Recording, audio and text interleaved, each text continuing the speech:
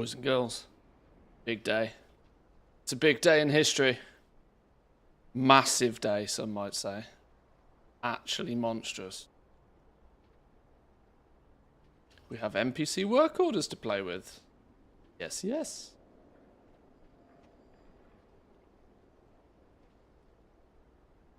Should we have a little look, shall we? Have a little look. Shall we have a little poke about? How are we all doing, boys and girls? Good morning, good morning. Welcome in. Welcome in. I'm very pleased, you know. I'm very pleased to see that YouTube and Twitch early stream viewership is doing pretty well recently. It's clear that more and more people are appreciative of streaming in two places at once. I had my doubts for a little while, but it's definitely seeming to be of value, which I love. I love that. That's absolutely fantastic. So welcome in, Team YouTube. Welcome in, Team Twitch. Love you both. Thank you, thank you.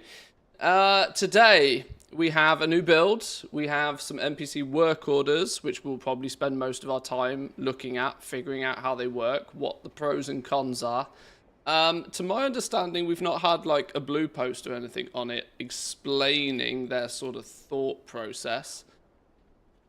But I've not looked at the news this morning, so I'm not sure. I have literally just turned my computer on, quickly made a thumbnail for Team YouTube, and then we were go gadget go. I almost forgot to make coffee, but we have got some coffee. It's good.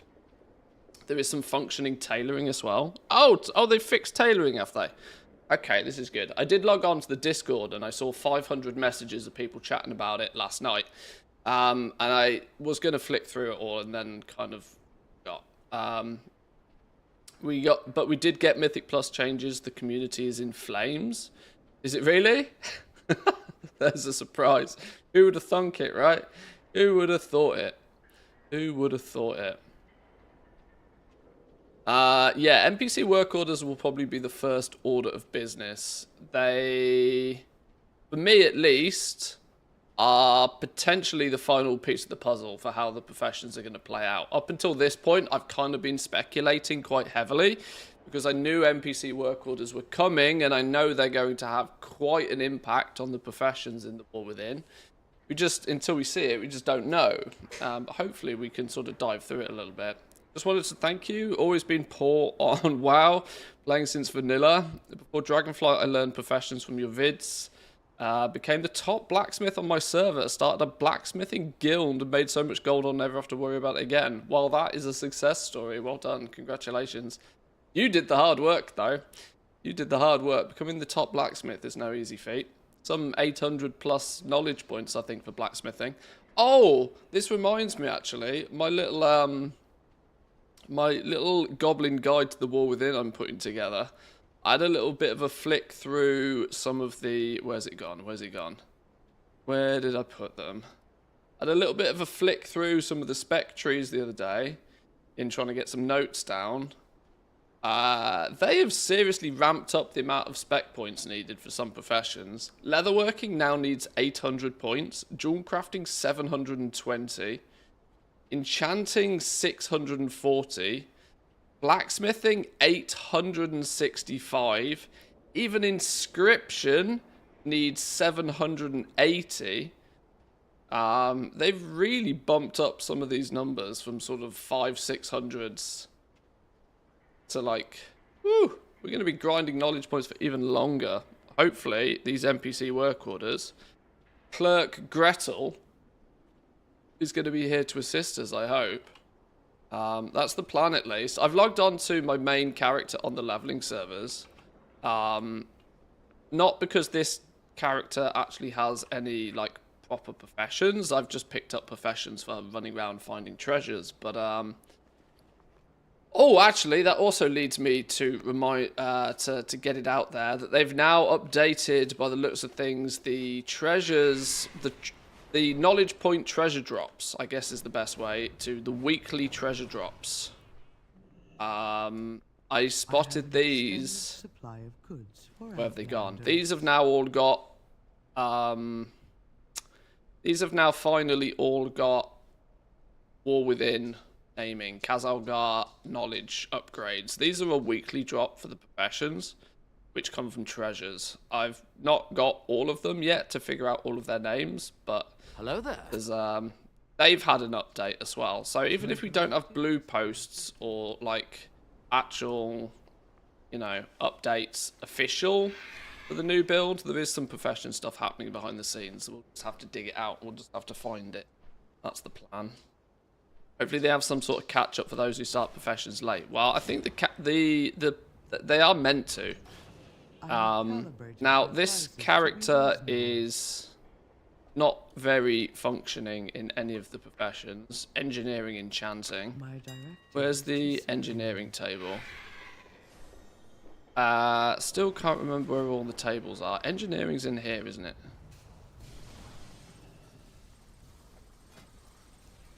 NPC work orders.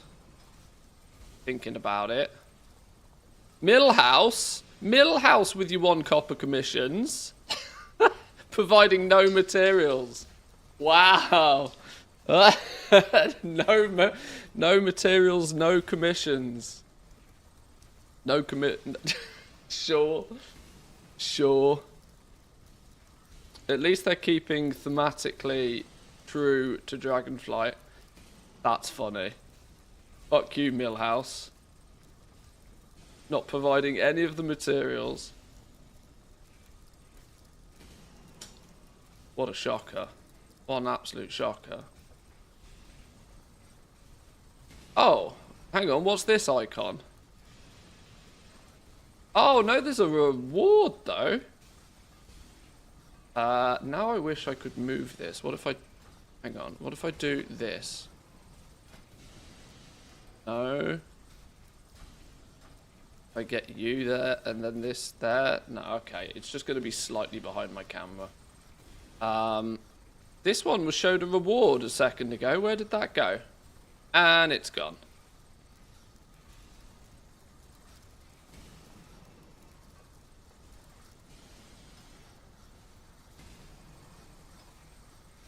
Oh, now another one's randomly showing a reward. Okay, well if I click on this, let me... Okay. Formula Enchant Boots, Cavalry's March. Teach you how to perform the Cavalry's March enchantment. Well, this is 7 levels of broken. Interesting. Interesting that they can dish out some bonus rewards, and some of those rewards can be recipes. Shit the bed. Okay. There's going to be lots of tweets today.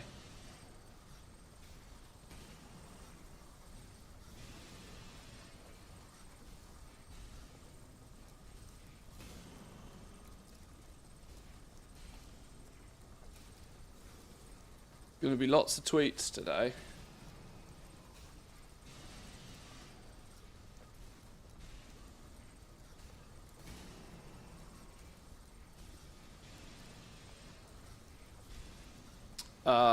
Right. Brain, think.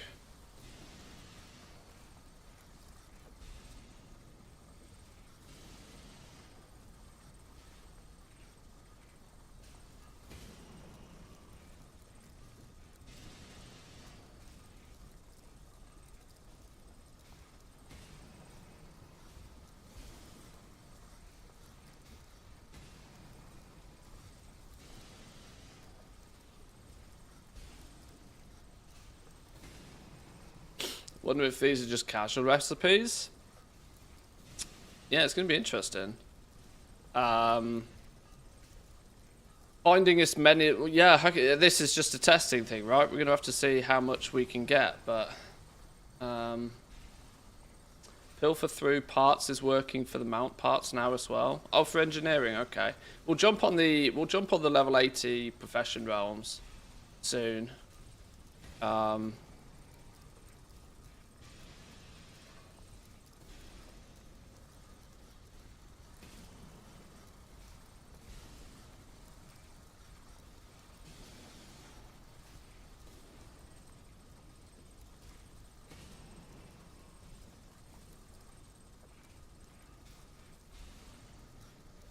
Oh, by the way, if you're not followed on Twitter, you should be followed on Twitter. Just saying. Just saying. Do I not have a Twitter command? What an absolute casual. Does that mean Streamlabs is not here? Why is Streamlabs not here?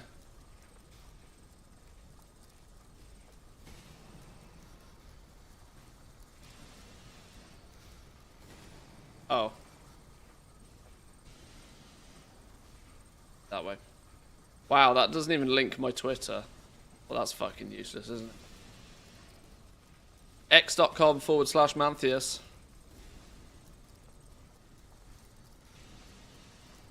Where's the follow? No more faking your own work orders, finally. Well, hopefully that's the case. One thing I would sort of state is that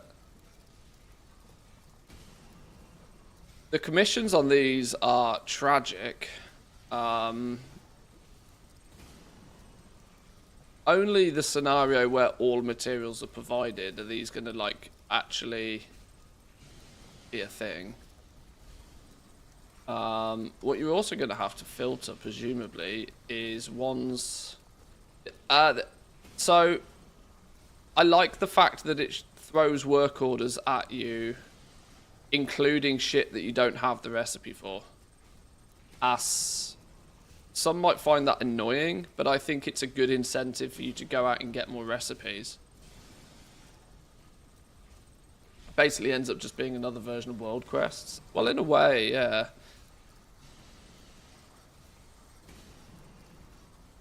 Lots of sums, a few nuns on the recipes, on the reagents provided. I would also point out the request seems to be for a certain difficulty as well. Requesting minimum order quality of quality 3. And you can see in here that they've used... We're not going to be able to do this. You have not learnt the recipe. You're going to have to somehow guarantee it at quality 3. Quality 4 on the PvP braces. Well, engineering was clearly always going to have plenty. What about something like enchanting, where there may not necessarily be much you can do via work orders? Alchemy is another one that intrigues me. Where's the enchanting table? I think it's over here somewhere. That's Dawn crafting. Oh shit. Ah, here we go.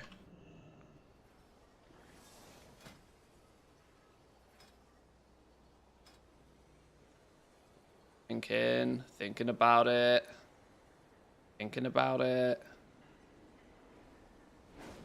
Gleeful glamours. All. Requesting big boy tools. These are likely the ones that are going to give you skill points as well. Cavalry's March again. Same reward. Okay. Conceptually, I like the idea of these.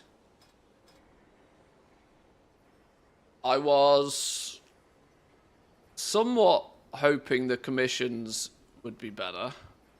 These commissions seem to be auto-generated somehow. These are too random to be fixed prices. So how are these being auto-generated?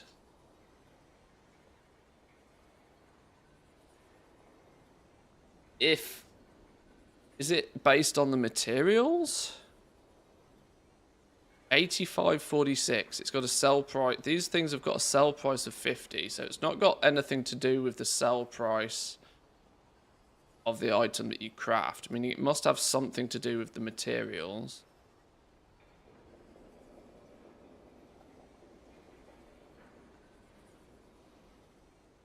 The fact that Consortium takes a cut as well is like, are you kidding me?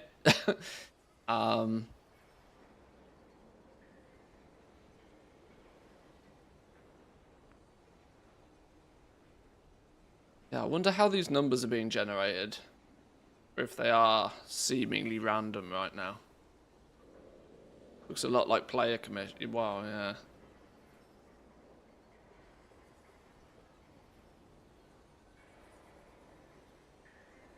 I wonder if there's a way to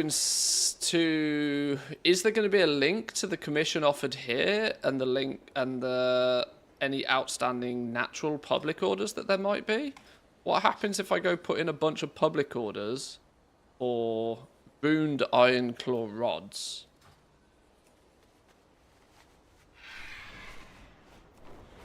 Ruined iron claw rod. I have an extended supply of goods for Outlanders. Ruined iron claw rod. Public order. Mission. 1,000.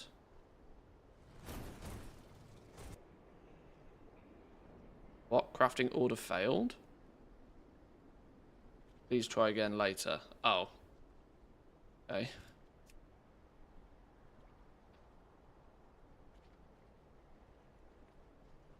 Oh, you must provide this reagent. Wait, hang on. Wait, hang on.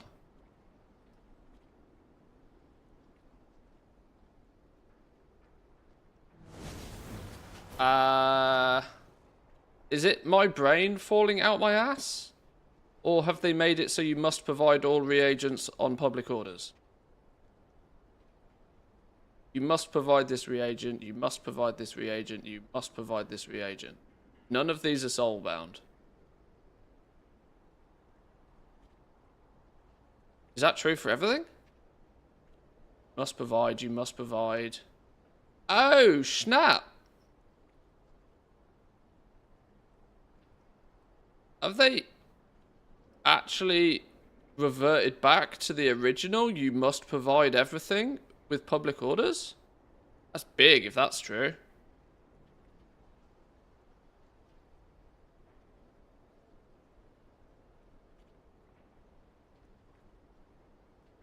Funny that the dragon are. Oh! All materials must be provided. Haha! They have. Still can't specify quality. They seem to have reverted back to requiring players to provide all materials. Wasn't that how it was at the beginning of Dragonflight? Yes, it was. Okay. Let's hope it's not a bug.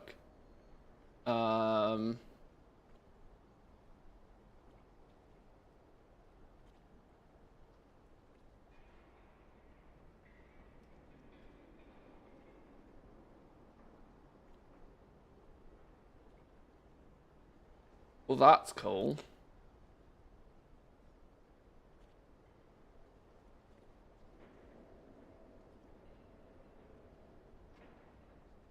I wonder if that's just testing, whether it's just this early implementation.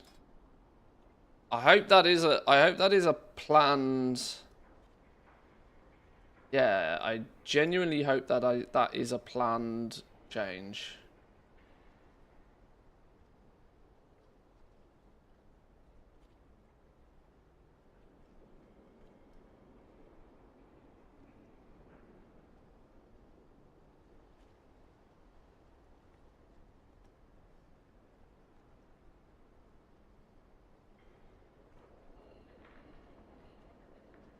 Told you there's going to be lots of tweets today, boys and girls.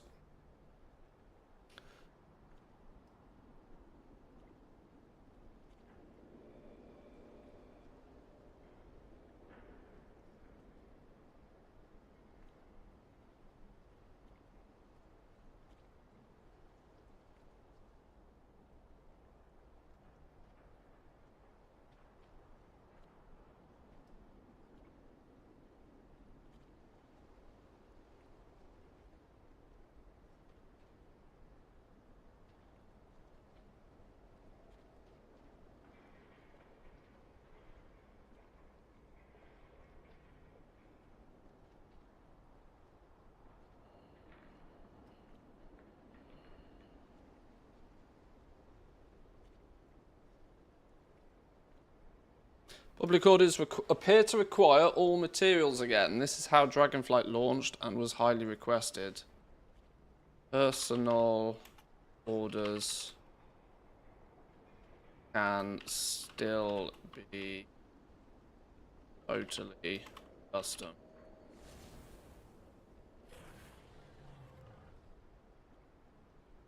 Nice. Nice. Personally, I'd rather see no work orders than 50 work orders by Millhouse players. What was the Galaxy...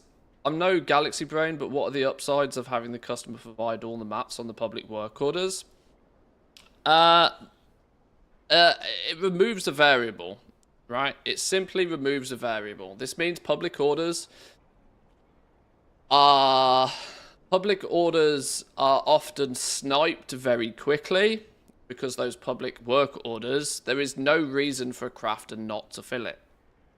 If a crafter can pick up the order, there's no reason for them to not take it.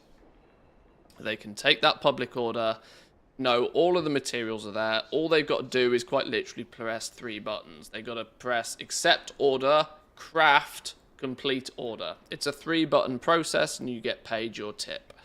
Obviously, you as a crafter want to make sure that you are in a position to accept the orders in the first place. The issue was when Blizzard chose to make it so that players didn't have to require all of the materials, it meant that crafters had to manually go through each one and see, well, does the commission make up for the lack of materials all of a sudden? And this invented the art of scam orders. Scam orders being that players would provide no materials, but also no commission, hoping that a crafter would still take it for some arbitrary reasons, such as first-time craft bonuses, or their weekly quest that tells you to do X amount of work orders, for example. Or simply by mistake. So, reverting back to requiring all materials, I think is a good choice, now that it is also accompanied by NPC orders. It's still going to mean that most players will probably nearly never ever see a public order. But if they can do NPC orders, then who cares, right? You might not never see much popping up in this list, because the very second anything pops up here, any possible crafter that can craft that item, boom, thank you very much, they'll take whatever commission. It's just a free win. Now, of course, you can only do 4 public work orders a day. Sorry, 4 public work orders. This recharges 1 per day. So in theory, you kind of should, as a crafter, stand back and wait for the one with the biggest commission. But of course, the longer you wait, the more you miss. The longer you wait, the greater chance is of that one further down the line was actually the lucrative one, and you skipped it, sort of thing. Your own greed could potentially get in the way of that concept. But with the ability to go into NPC work orders and theoretically always have something here to possibly do, means that it just takes players' focus away from the fact there'll probably never be any public orders. So sure, gets rid of those scam auctions. Scam auctions be gone.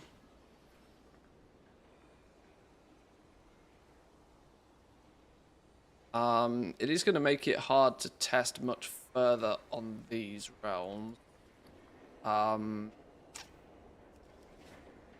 Let's log on to the actual test servers. Wonder if you could put Millhouse on ignore with the work order interface. That would be quite funny, actually.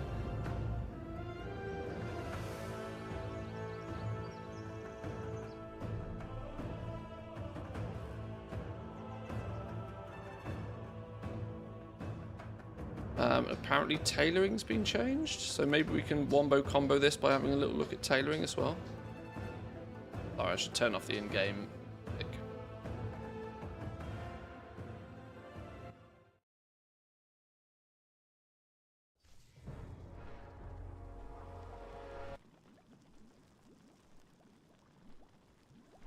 Feel free to browse.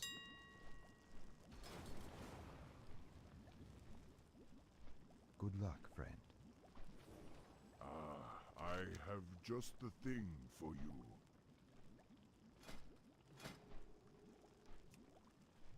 Oh, Duskweave, Dawnweave, Weavercloth. Weavercloth, Weavercloth, Duskweave, Duskweave, Duskweave, Duskweave. Okay. Does that mean the bag now offers tailoring goods? Weavercloth is the only thing in the bag. Okay, sure.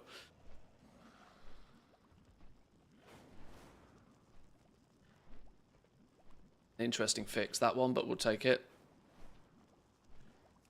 May the eternal sun shine upon thee. Peace, friend.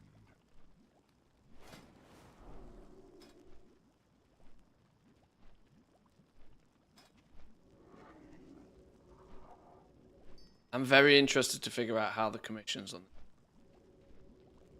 It's clearly a percentage of something, but I can't figure out what the percentage of something is. Because it's not random. It's not random, but because they're all between 50 and 90 gold.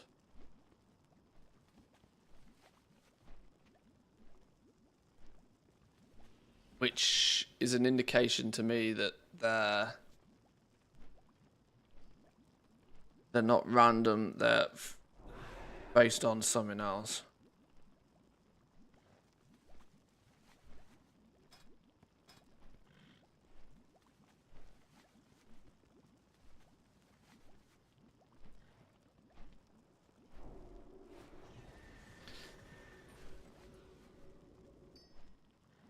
In before dumb players still get baited by the bait NPC orders.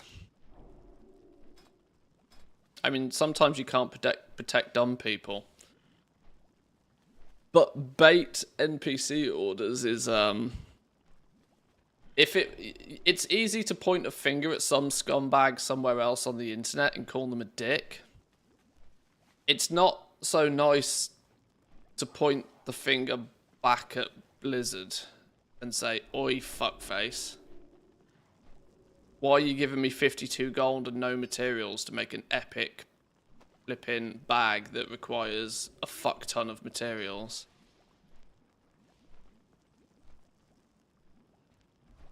What do we think the intention is of this?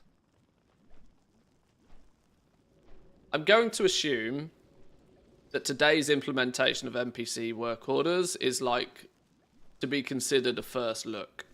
Until told otherwise, I'm going to assume that this is a very rudimentary implementation of this and not its final form. I'm going to assume that because there's some very questionable choices going on here.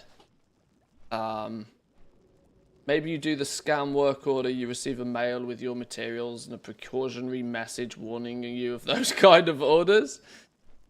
Just to let you know, if you receive an email from a Nigerian prince telling you have inherited money, please delete said email.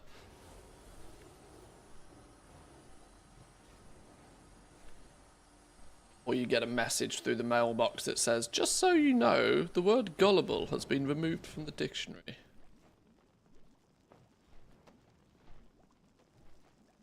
Okay. Well, the duration on them is also interesting. Interestingly random on the duration as well.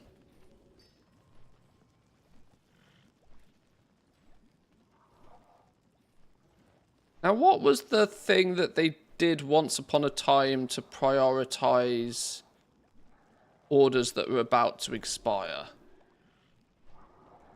Weren't they going to do a thing with that at some point? I can't remember what they were going to do with that. If all the NPC work orders have all of the mats, then it's a pretty large source of mats through straight resourcefulness. They'd have to be careful with that. That's true, actually. That is true. I would rather, though, see these ones with some disappear. All? Sure. None? Sure, as long as they provide better commissions on the ones that provide no materials. The ones that have some, I don't like as much. I've never liked work orders that have some material. Mostly because it causes confusion. It's not user friendly, especially since the game doesn't naturally. You've got to remember we have add-ons left, right, and center to fix these problems, but the game natively doesn't assign any value to any material in the game.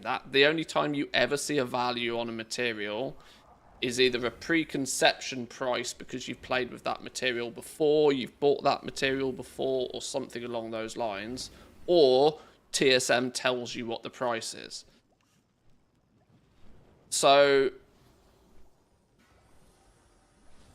orders that have some materials kind of feel icky to me. And is it such that when they have some, it's seemingly... Okay, they provided the spark, but they didn't provide this or this. But they wanted an infusion on it, and they wanted an embellishment on it, which is clearly the materials they provided some of. Okay, I need to test this on a profession where I've actually leveled it up a little bit and actually have the ability to craft some things. We won't wombo combo tailoring just yet. We'll have a little bit of a look at tailoring separately. Let me pick something like engineering. I think I've fully maxed out this dude.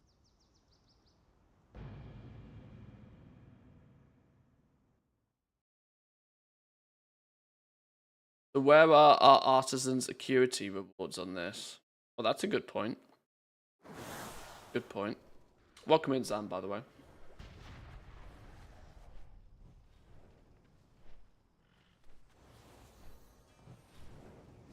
Maybe it's there to stop you from botting or keeping it a minigame, finding what's profitable and what are outright scams. NPC scam orders will trade a new crafter to keep an eye out. Yeah, that's like saying it's okay to scam people once because it's a learning experience, and I don't like that. I don't think it's ever right to scam somebody.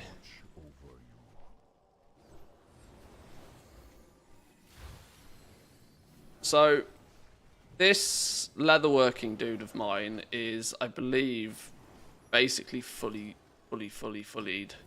everywhere.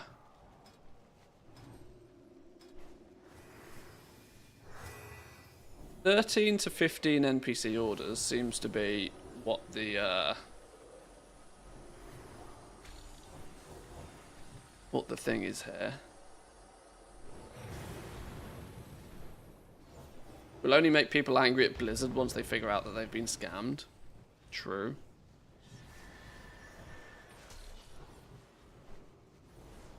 Some materials. They provided the lay fused hide. They provided quality. So, they wanted... Okay. This is why it makes me think it's a very early implementation of this, because it's... What they should be doing is they should be... Blizzard should use the NPC orders as a way to showcase best practices, not as a way to scam people so that they learn from it. They should showcase best practices. For example, here we have somebody that's requires a quality 4. They require a quality 4. There's an enchanted runed harbinger's crest on this. They've provided a writhing armor banding on it. The materials they've provided, they've only provided at quality 1. Meaning this is almost borderline impossible to achieve.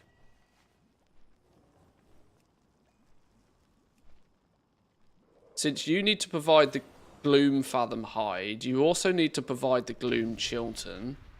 You also need to provide the Chilting armor banding. Now, this is adding 10 difficulty. This is adding 25 difficulty. So there's 35 difficulty on top of the base craft. These. Although that doesn't seem to have been represented in here. Glitched, glyph etched gauntlets. Aren't these 415 to craft anyway?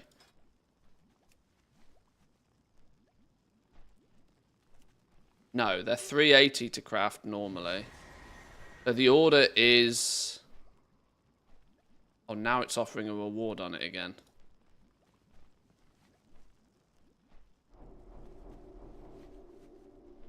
Defender's armor kit, already known. This seems to randomly pop up.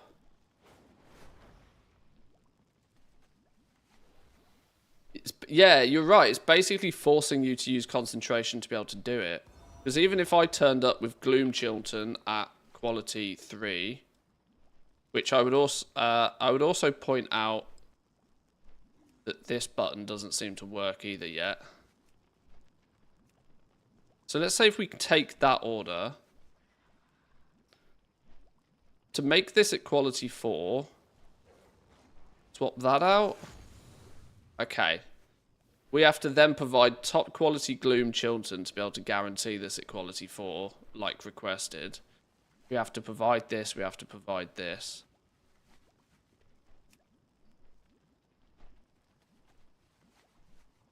I don't have any of these at lower quality on me for testing. Chilton armor bandings. I'll just make some Q2 versions of these quickly.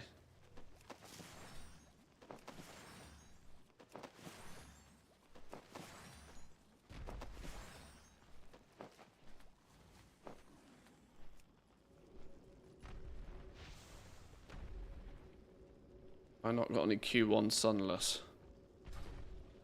Yeah, what do you want? Have a good one. Greetings. Go in peace.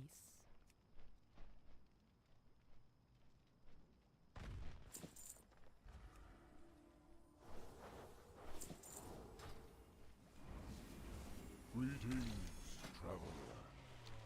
Oh, actually, that's probably smart to have there. It pushes it more into the middle of the screen. Oh.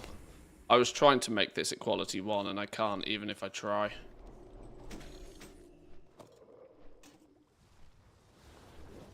Oh, okay. So there are clearly some things you will get to the point where you can't make quality 1 even if you try. Oh well, whatever.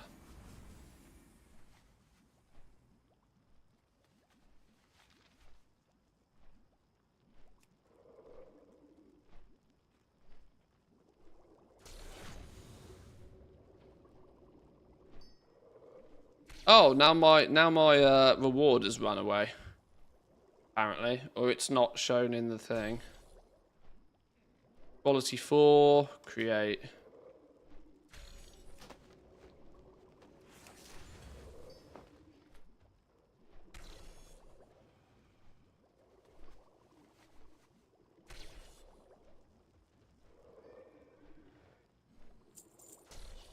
And then boom, hey presto.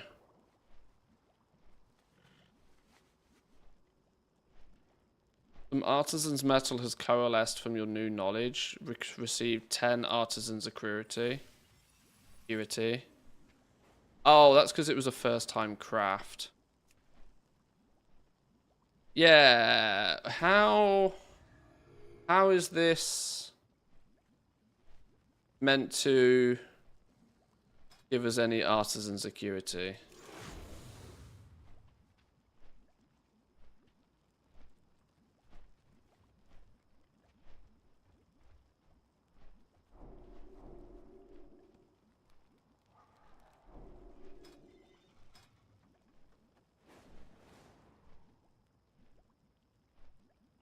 First time craft. Provides all the materials. Only requests quality 2. 69 commission. Giggity. Boom. Walk with the Earth Mother.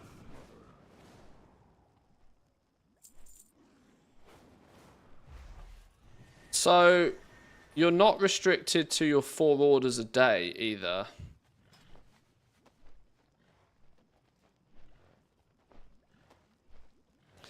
Meaning, I think, given you're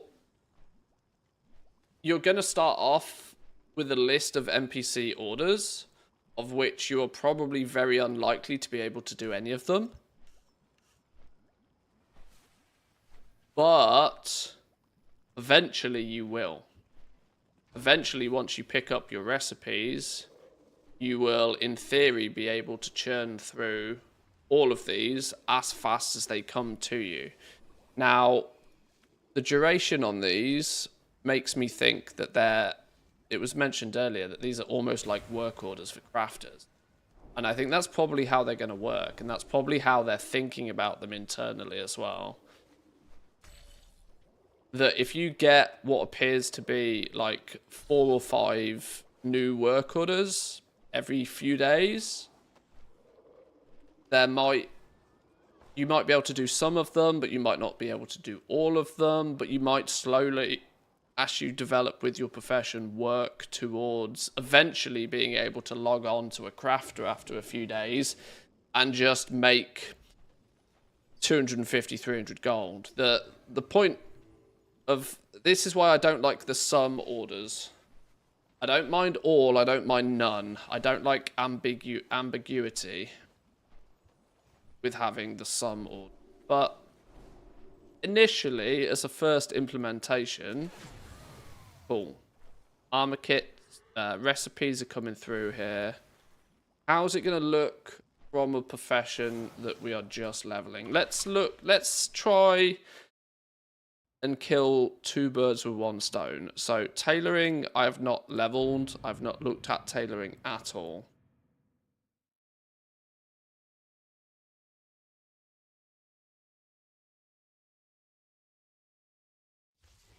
So let's simulate leveling tailoring. Let's then see how impactful these NPC work orders are for us in our ability to get like past what I guess is skill sort of 60, 70. So let's get rid of... We've got some weaver cloth, and from weaver cloth we should basically be able to get anywhere we need to get. So I'm going to delete all of these freebie bonus materials. We're going to try and simulate what it looks like to just play with tailoring from the word go.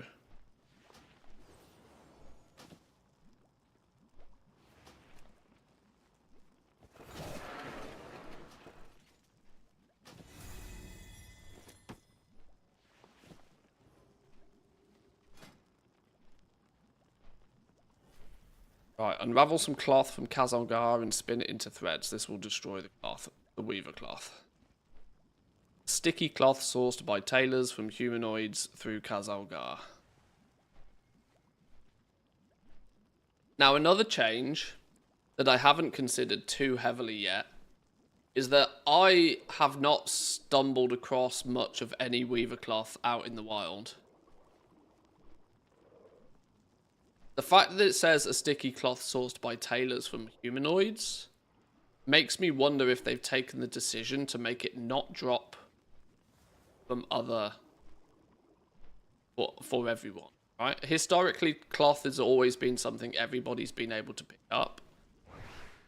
But unless it was either just not implemented, or it's an active decision to make it so that cloth only drops for tailors and tailors can spec into acquiring more of it, because cloth is always the material that dumps in price the fastest. Cloth is dropping for everybody. You just get more as a tailor though. Oh, that's how it's historically always been. I've not had any weaver cloth though on my main character whilst leveling, almost at all, I don't think.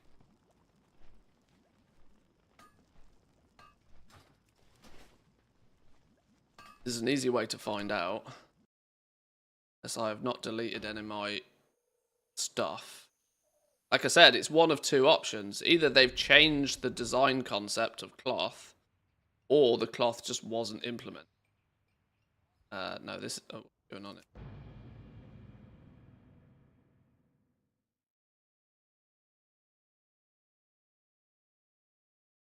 Check the mailbox, it gets sent there. Oh, the rewards. The recipe. Okay.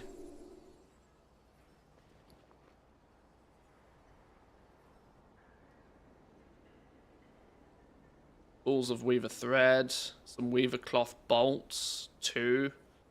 Presumably then from a treasure.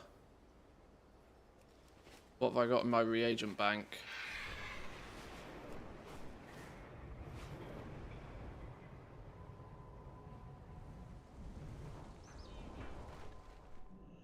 I have calibrated my prices to be reasonable.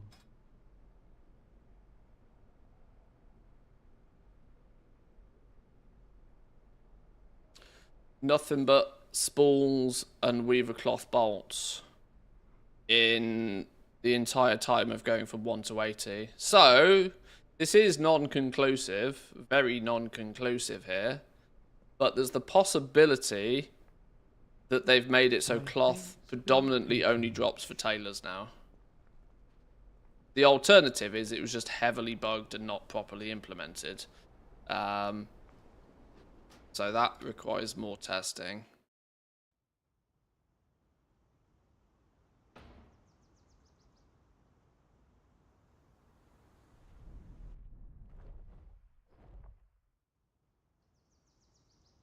Relogging resets the NPC work orders at the moment.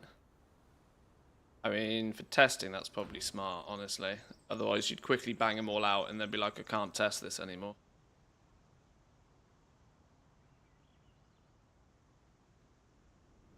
Otherwise, that's clearly a bug, yeah. Alright, let's play with tailoring. Play with tailoring. Let's see if we can find a scenario where these NPC work orders are impactful for us.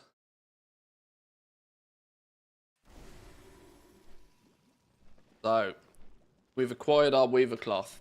We've ran out, we've done some farmy farm. We salvage this bitch. We open up this dude who's going to give us some training and some stuff in a minute.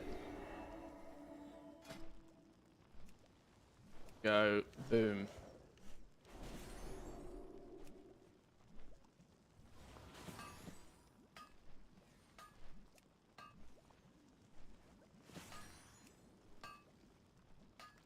Take this probably as far as we can take it. Let's learn these as we do.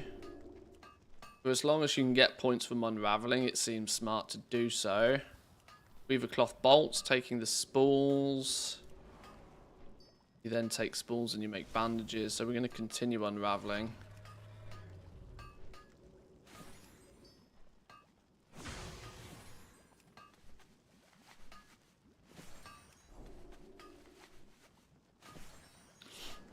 Have you seen that the inscription contracts are warbound? Oh, non-tradable. Well, that's a big change.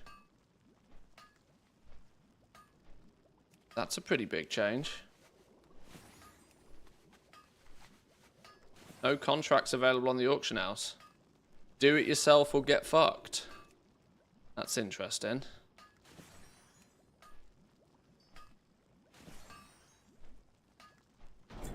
Okay, unraveling till skill 10. Okay.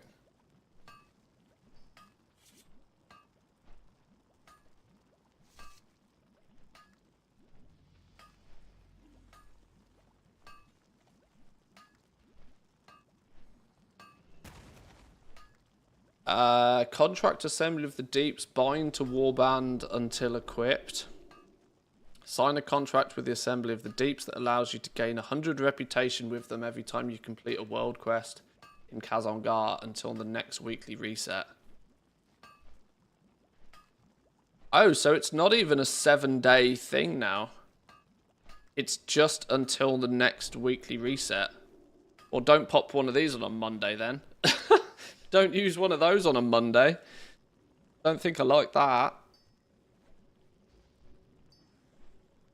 You may only sign one contract per week. This effect is shared across your warband.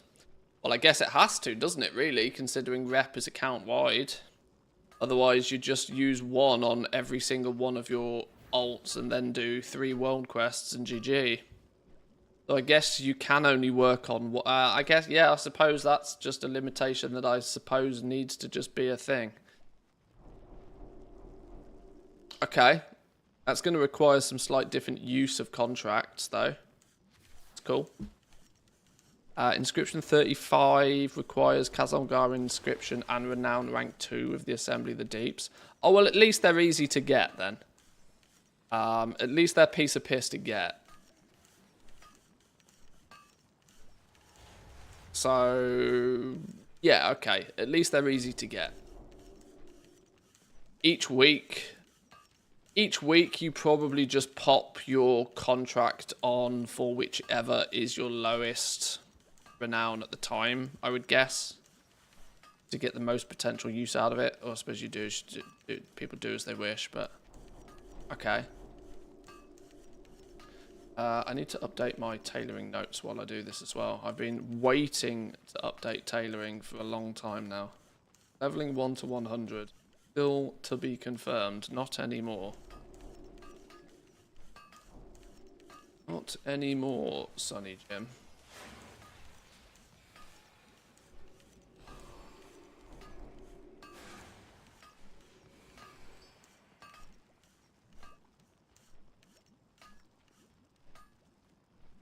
Skill 1 to 10, we're going to do Unraveling.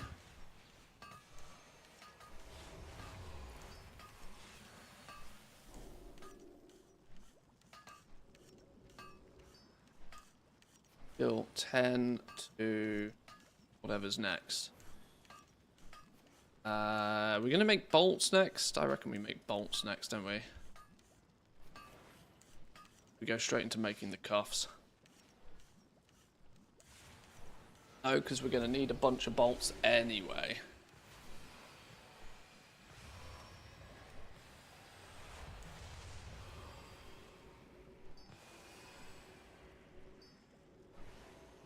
The fact that you can buy spools of weaver thread off the auction, off NPCs,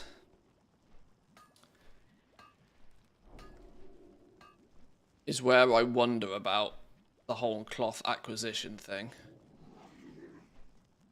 Unless having these spools of weaver thread on NPCs was just a stopgap. And that they might not be on the NPCs anymore. They might have to come through this unraveling process. Because these are 60 silver a piece on an NPC. Which feels a little bit broken. When you would then think that it would put a floor price, you know. Maybe a floor price on cloth is what they're going for with this. 5 weaver cloth is making 4 spools. Maybe it is meant to be, I don't know. Let's not worry about pricing too much. Let's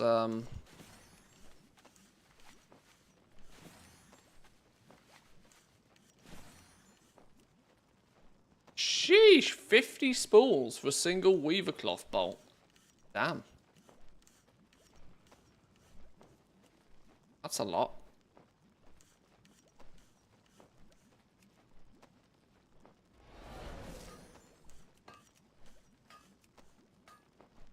Feels like an awful lot.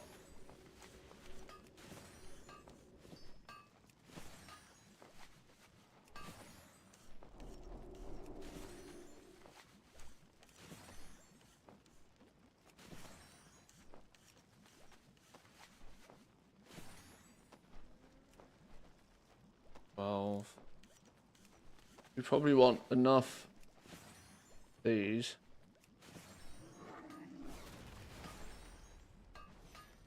Make, I would guess, 5 cloth cuffs, maybe? We make bolts up until 14, so then we can make our cuffs. Sorry, bolts up until 13.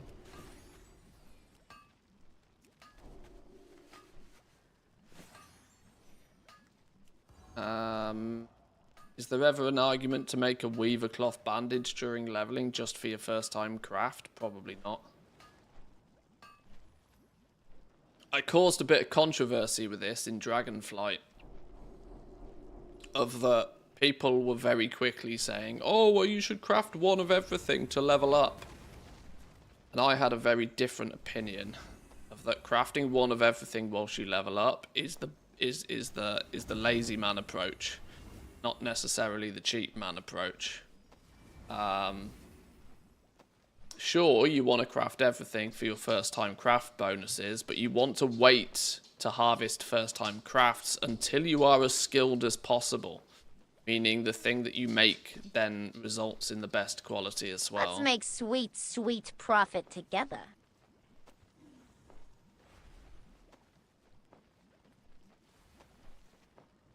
Wadu, thank you very much for the prime. Appreciate that. Good morning to you. Welcome in. Setting up the alt army to pump out rank 3 Dusk and Dawn with bolts day 2. 2 a day per tune using rank 1 mats. I mean, that's the dream.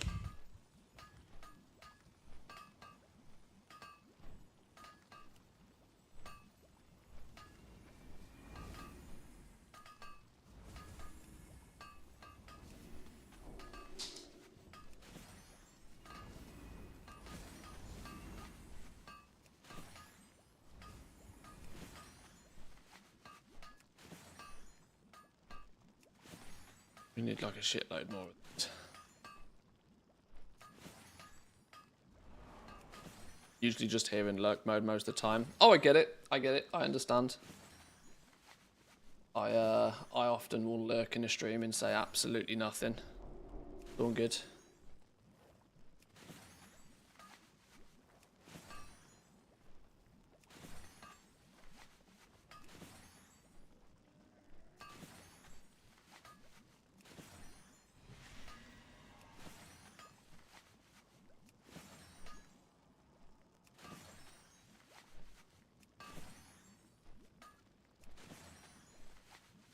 Fine.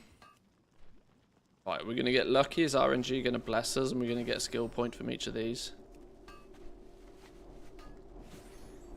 Haha, no. Unraveling 1 to 10. You will need...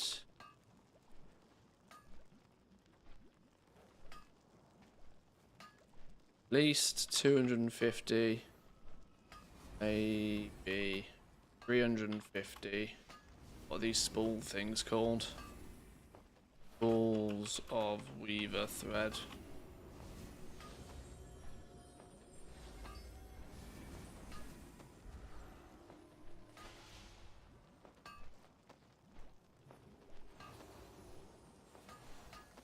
At 10 to 15.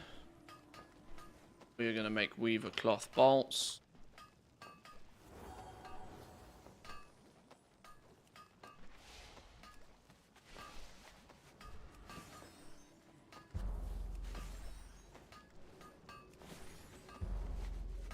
There's PvP gear and recipe changes. Yes, we will get to those in a minute.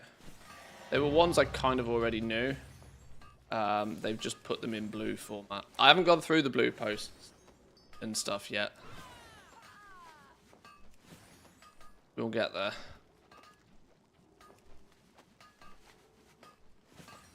Ha! Still never lucky. We started with 1,000 weaver cloth, by the way. Point of reference here.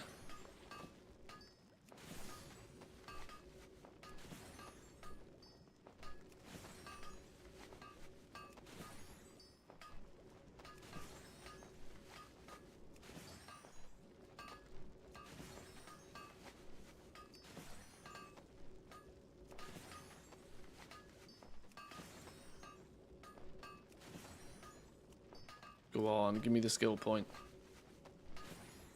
Stupid game.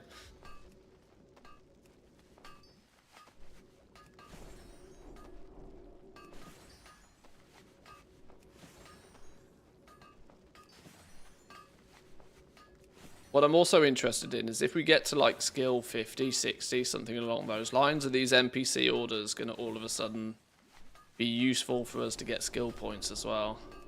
Because that to me feels like one of the major reasons why people cared about work orders in the first place. Not that they were like trying to make shitloads of money off them or gold off them, but just, oh, for the love of God. But just from the fact that they wanted to get the skill points to 100. This weird concept of that players will fill a bar just because the bar is there, not because there's any real justification for them filling the bar, is still very true today.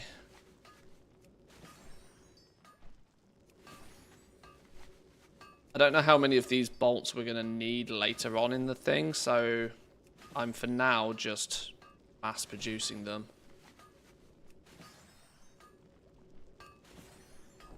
If I end up with any overflow materials at the end, we can reevaluate how we did it.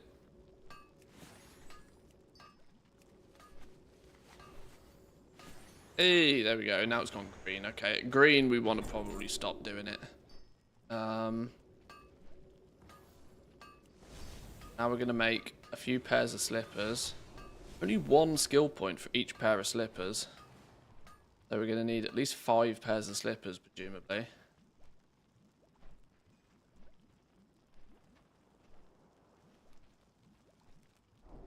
Skill 15 up until 20. Pioneers 2Es? Pioneers.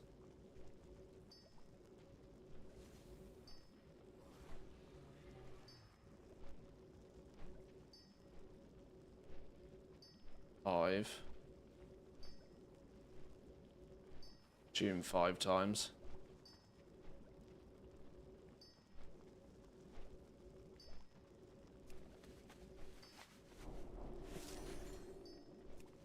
One.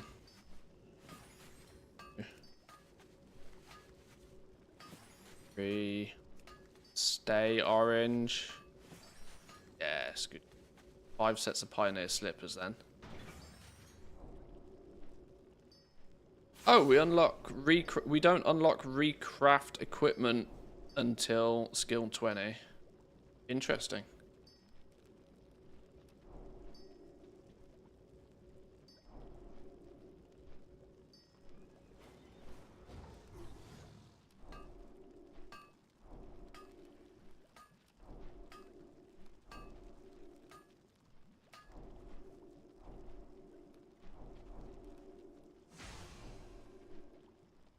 Skill 20 to, I'm going to guess here, I'm going to make this cloth robe up until 25. Skill only 1 point per.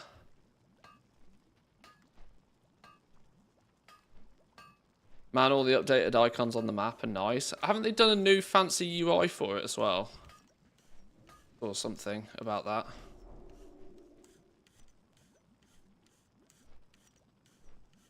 The right hand side. Showing what all the icons mean as well.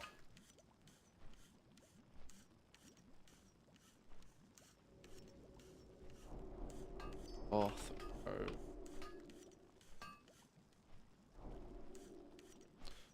Well, now I don't feel bad for making those extra weaver cloth bolts earlier, because we're clearly going to need more of them.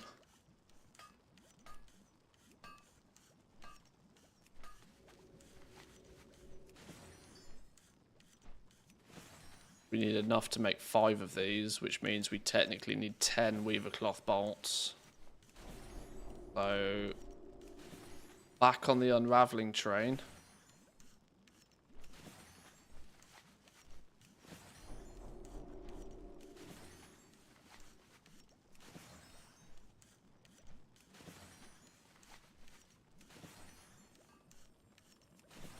This is quite consuming, materials wise, just to get to skill 25. With 400 weaver cloth deep at this point.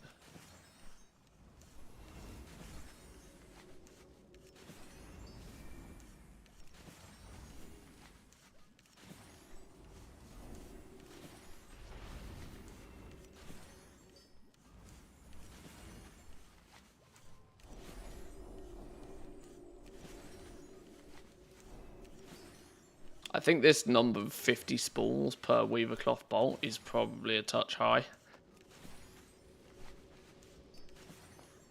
Based on how many you get from unraveling. Although it should also be noted at the moment we're only unraveling like quality 1 shit.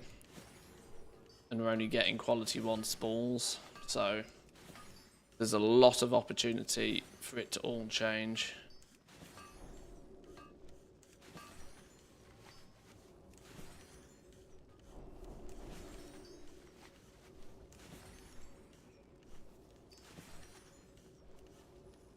These real quick. More we're gonna need. That's 3 pioneer cloth robes we can make. Oh, we're back down to 2. How did that work out? Oh, we ran out of bolts. Okay.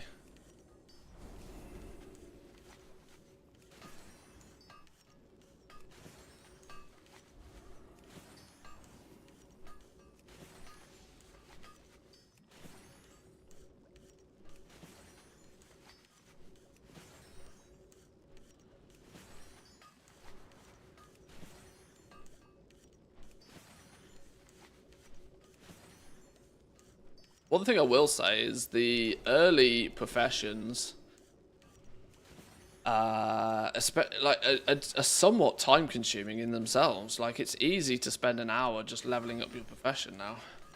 Which is nothing in MMO terms, obviously, but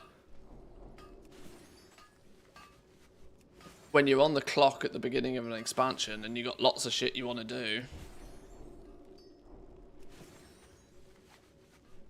Does haste affect the cast bar professions? No, you have a separate crafting speed modifier. It doesn't show here at the moment for some reason, but crafting speed is a secondary stat.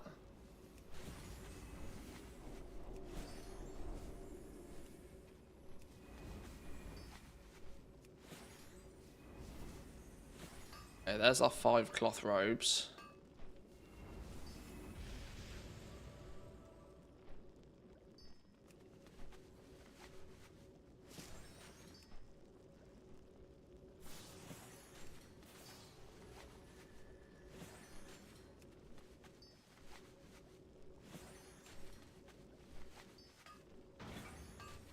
Oh, that's still orange at 25. Interesting.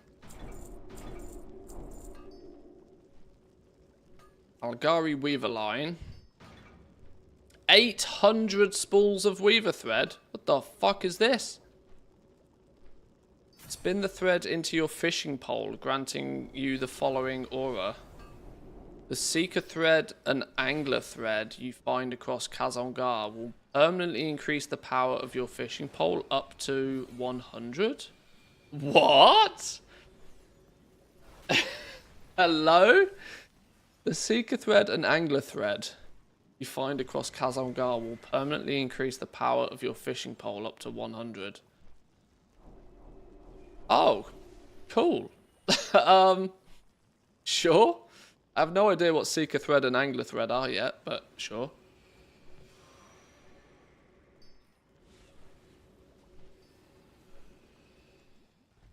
Takes ages to get those, by the way. It's kind of like mini knowledge points for fishing. You have to first put your Algari weaver line on your rod, though.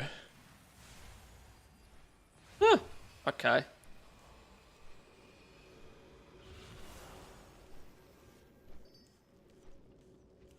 We also get our weaver cloth bag at this point as well. Unlock specs. Okay, lots of directions to go in here. This also, it's a one-time use thing.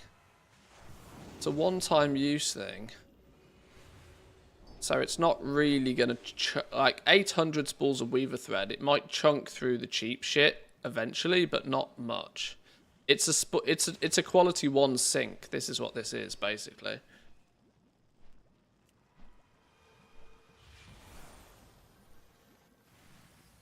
I don't get why the tailoring bags that are still the same size as the previous expansions. 34 slot bags.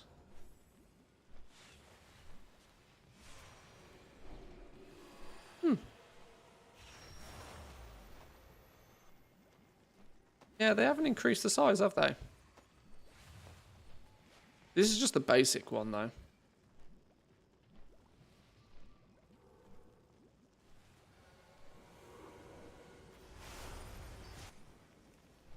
Okay. Exquisite weaver cloth bolt. Bunch of spools and then 2 bolts makes an exquisite variation. An artisan bolt of cloth crafted by tailors can be bought and sold on the auction house. I suspect this is our next path for 2 bolts here, 2 bolts here.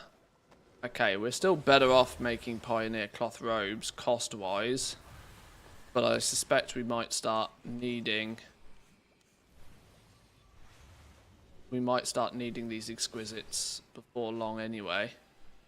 If we end up needing them, we might as well craft them now whilst we get skill points for them.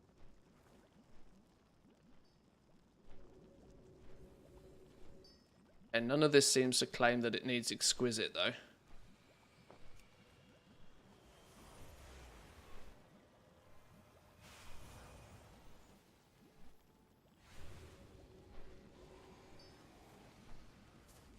What uses these exquisite ones? Oh, Dawnweave and Duskweave crafts. And then endgame stuff. Then top tier profession stuff. And then all of the bags. Then the spell thread. Okay, so a lot of stuff does need it. Just probably not so much on our leveling path. I like the fact that we go past skill 50 here though. Noticed how we're into like 55, 55, 60, 75. We're still getting dished out trainer recipes at 75.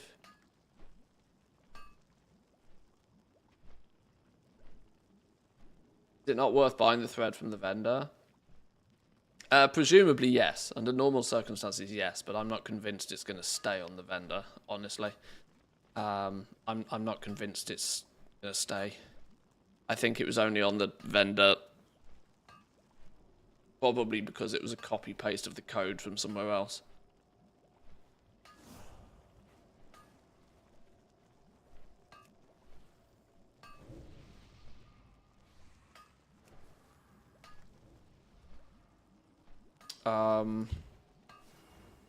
Right, well, we still need to unravel a bunch more.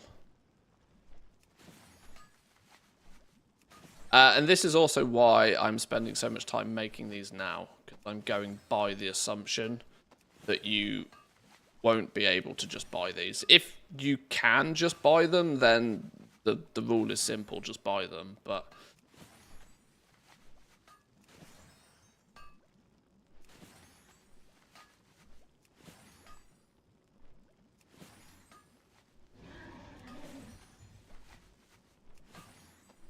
Probably take a look at the spec trees in a minute as well.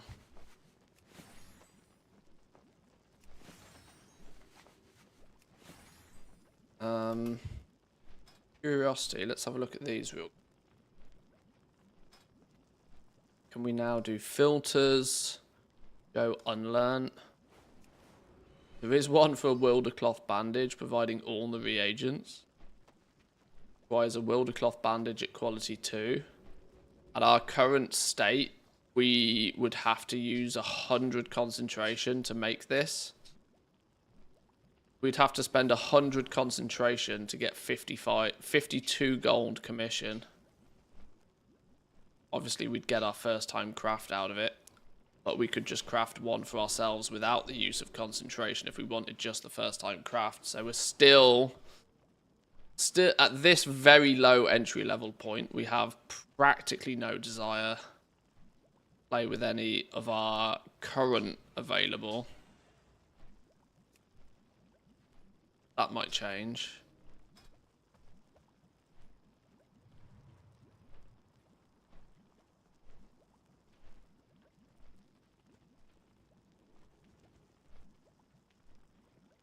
I'm going to go by the assumption here that continuing to make these robes is probably the path.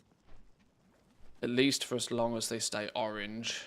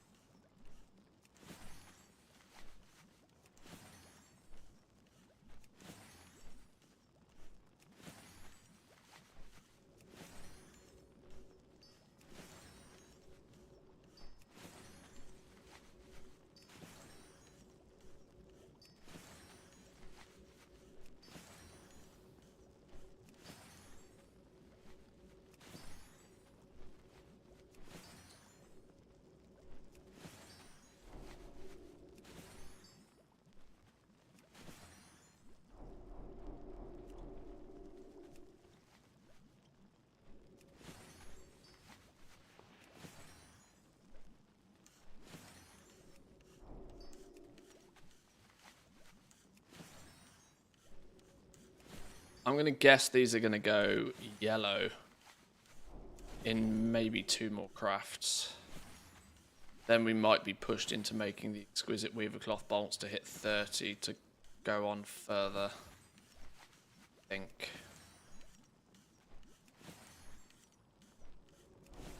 This interestingly feels kind of quite like how the professions first looked. In other words, it makes them. It feels very tight. It feels like everything is made to be super gross. Massive amounts of everything needed to begin with.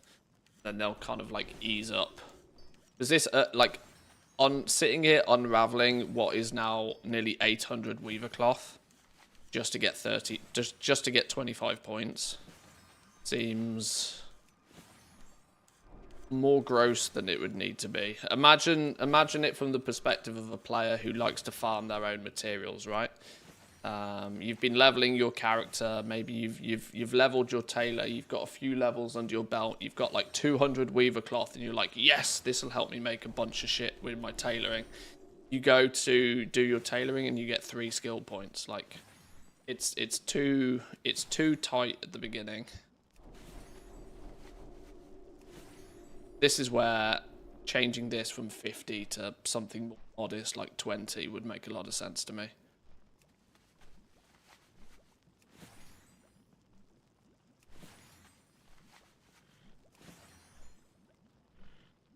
Don't worry, the casual crafters already gave up in Dragonflight.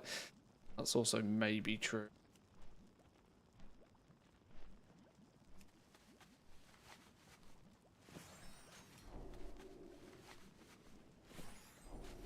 Right, this is going to go yellow now. No, we can take these cloth robes all the way to skill 30. Okay.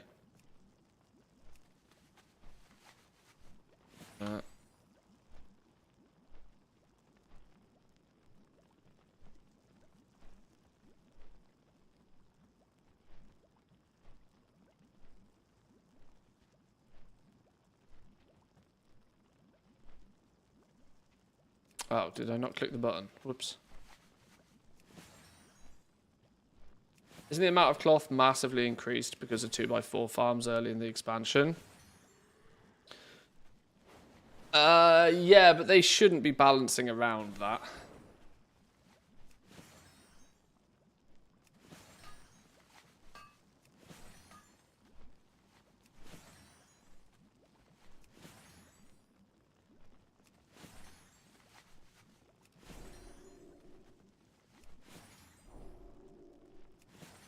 It does still look like early druid boomkin 2x4 farming is still going to be probably enchanting tailoring, I think. That's the preferred farming sort of professions. Especially if tailors are able to get significantly more cloth than everybody else.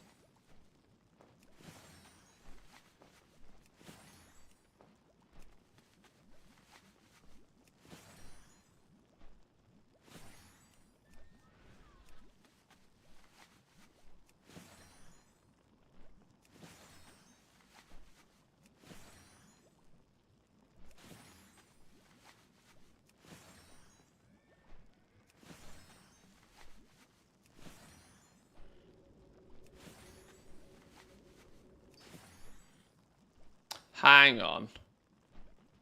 Did anybody else notice that we weren't strictly always using 5 weaver cloth every time? This should be going down in multiples of 5, and it hasn't. We don't have any resourcefulness, so there's no reason it would have been saving stuff. 50? 49? What?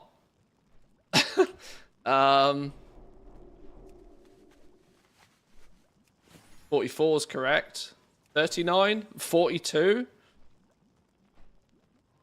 I've only just noticed that the raveling still very broken then somehow. 42, 41, 38. Yeah, the claim that it takes 5 is a lie.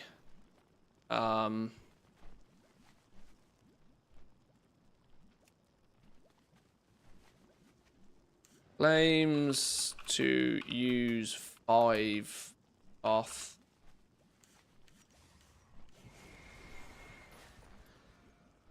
Even with 0% res.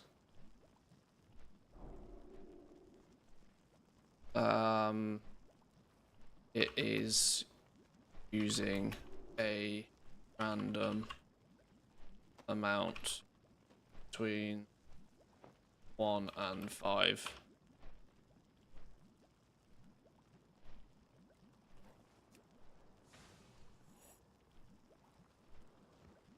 What do the results say? Well, what it spits out, we expect it to be a random number anyway. But it's the like unravel 5 cloth and spin it into thread. This will destroy the cloth. It's this number that's weird and wacky. This should go down in steps of 5, but it's not.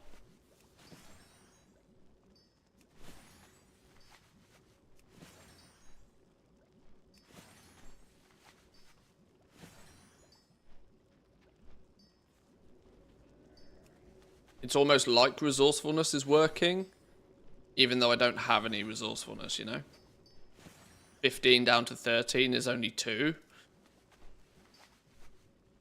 13 down to 10 is 3. 10 down to 9 is 1. So the quantity of weaver cloth it's actually consuming is wacky and all over the place.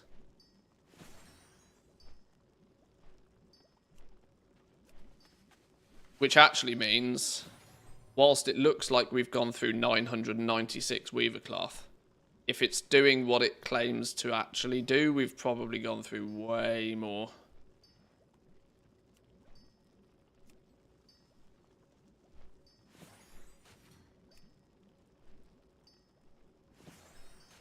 Okay, now it's gone yellow.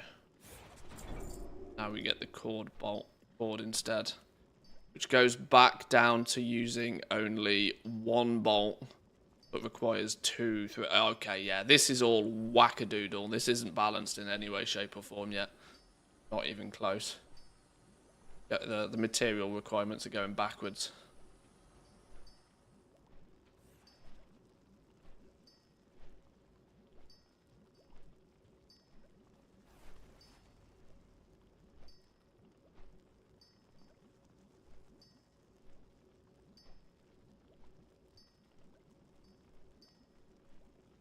I mean, admittedly, a belt should, in theory, use less than a robe, but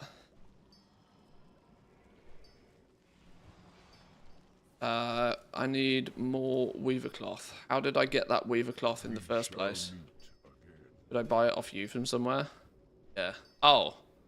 Why are you now only giving me quality 3 weaver cloth? How did I get that quality 1 weaver cloth? You're going to screw with all of my numbers, game. Did I get that out my tailoring bag? Looking for something special?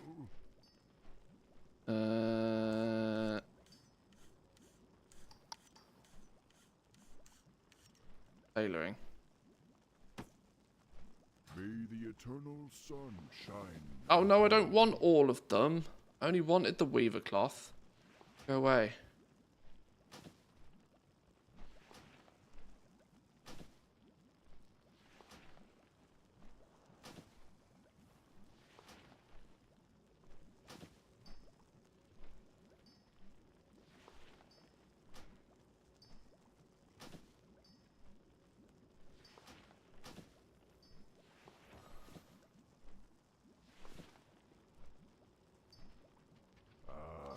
I've been expecting you. They've implemented the spools for Duskweave and Dawnweave bolts, but not the cloth you actually need to unravel into it.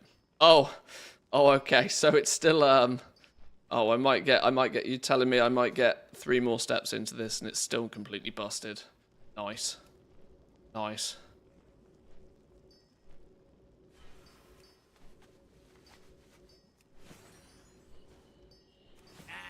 can't use that.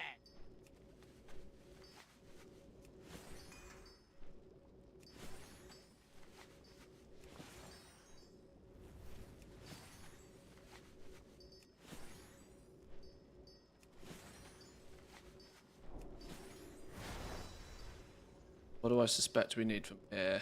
Probably 5 more weaver cloth bolts.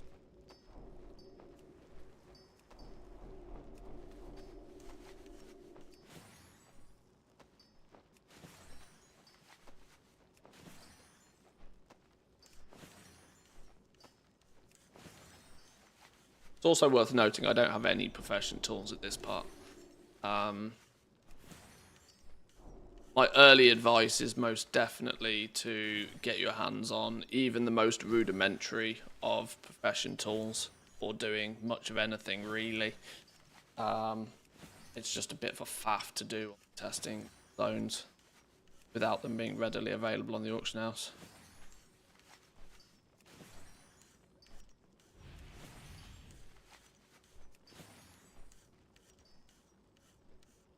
Blasphemite now has 0 cooldown. Oh, that's interesting. I've already thought that these Blasphemites are going to be too cheap to make. That potentially makes them even cheaper. That market might be pretty dead before it's even a thing, you know.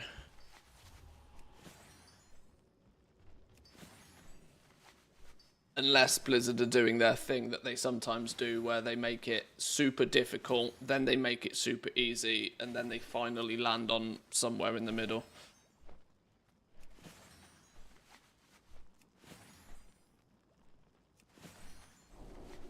One of the limitations on, you know, one of the reasons why Blasphemite might have had some value was very heavily weighted on the fact that there'd be a limit to how many alchemists could make. You remove that limit, then it's floodgates open pretty quick.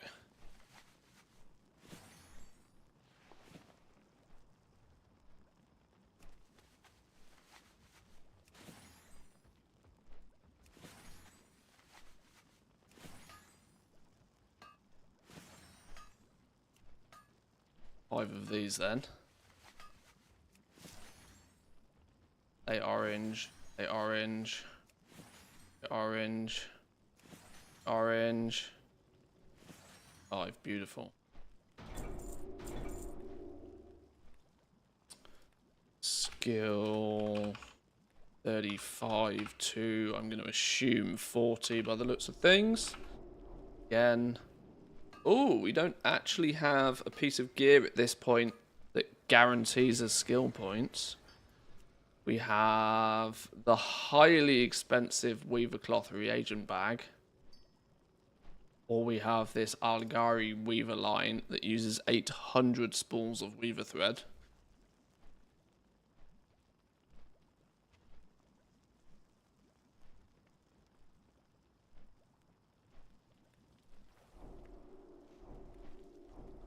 In other news, the Thaumaturgy only gave me Gleaming Transmutation on your first craft.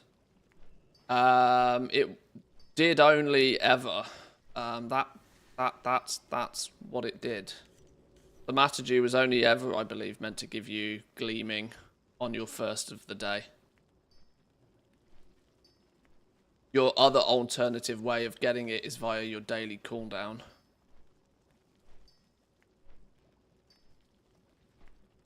Last time I did it, it gave it me on every craft. There's a talent point, if I remember correctly, that says your transmutations now give you a chance for Gleaming. I don't know if it also said your Thaumaturgy craft.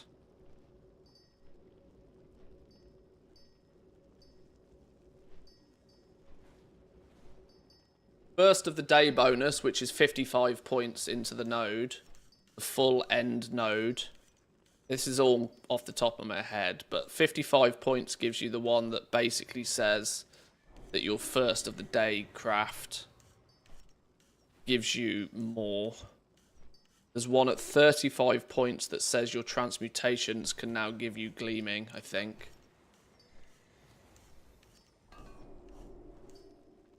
I worked it out to be that you should probably be able to make a blasphemite every 2 days, really. You should be able to get about 40 gleaming per day. Your first thaumaturgy craft of the day, and then your transmute for the day. Your 2 sources of gleaming every day. That's like half a blasphemite a day.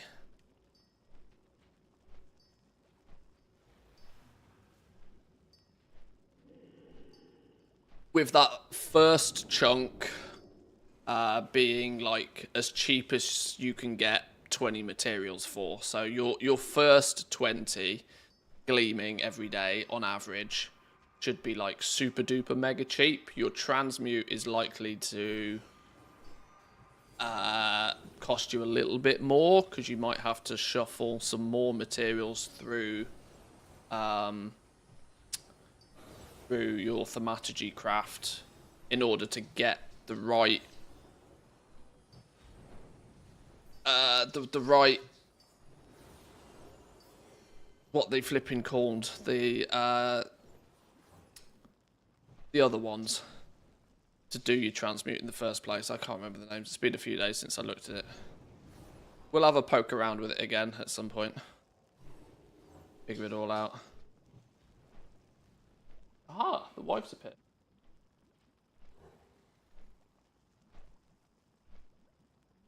You can be wild if you want to be. What's the plan here then? These are too expensive. 20 weaver cloth bolts is like literally 20 times the price of making one of these. So we're not going to make these unless we absolutely have to at this point.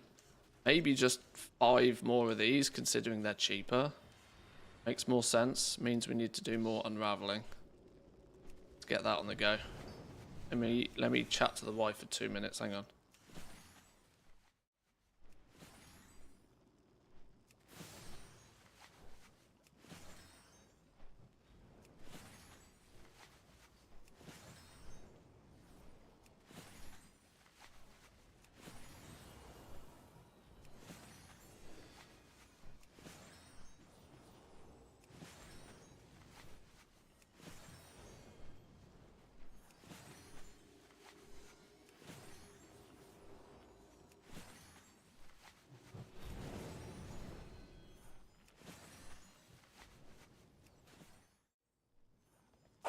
What's the general feeling about the NPC work orders so far? Early feelings being that they are very rudimentary at the moment, very much a first implementation. You can get...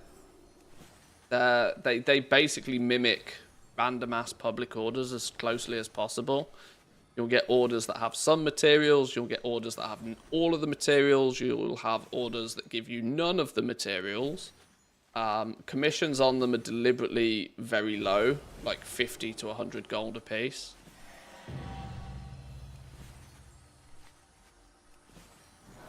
And occasionally you might stumble across one that gives you a bonus reward, which so far we've only seen that reward be like a random recipe from your professions.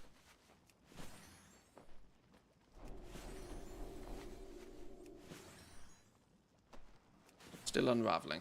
Still unraveling, still unraveling, still unraveling.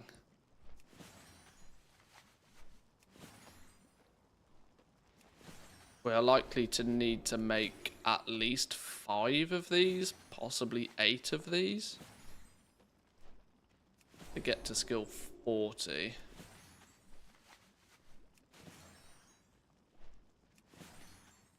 That's bolts enough for 5.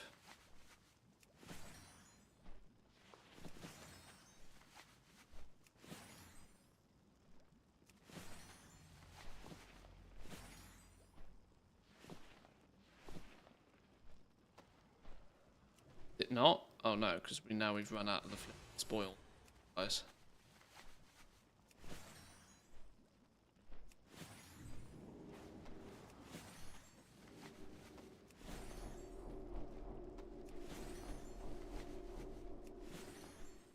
There's no blasphemite cooldown. That means we can log in once every 8 days and craft all the gems, then log off. Not really, because the main way that you get your gleaming transmutagen in the first place is by doing your first of the day thaumaturgy. Still meaning you are going to log on every day on every alchemist if you want to go that route. Otherwise, you'll be arguably priced out of the market by others.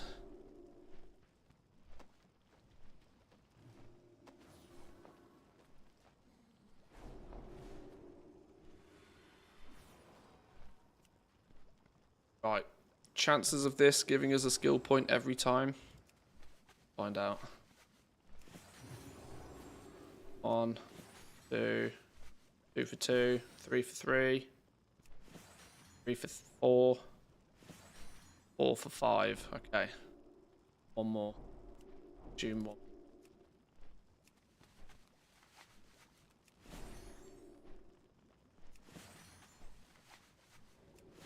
Logging in every day is a pain. It will, whilst it probably won't be much of an issue initially,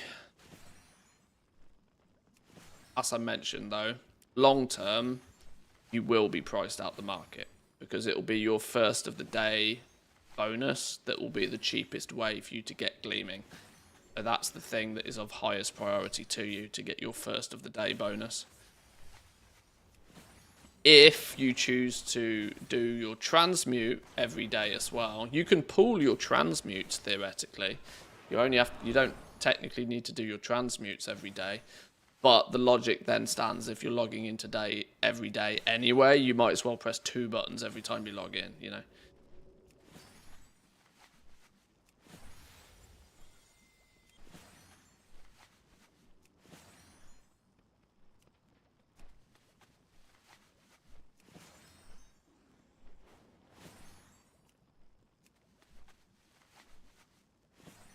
Oh, never lucky. I knew I'd crafted it. Oh, still never lucky. Game hates me. 5 to... let's just say 8. Pioneers. Can't type with coffee in me. Pioneers, cloth. Still making these, actually. Actually, it's more like 30.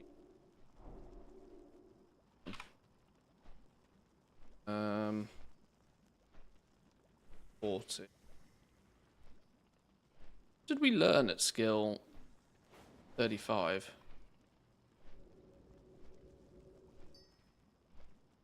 That channel doesn't go back far enough.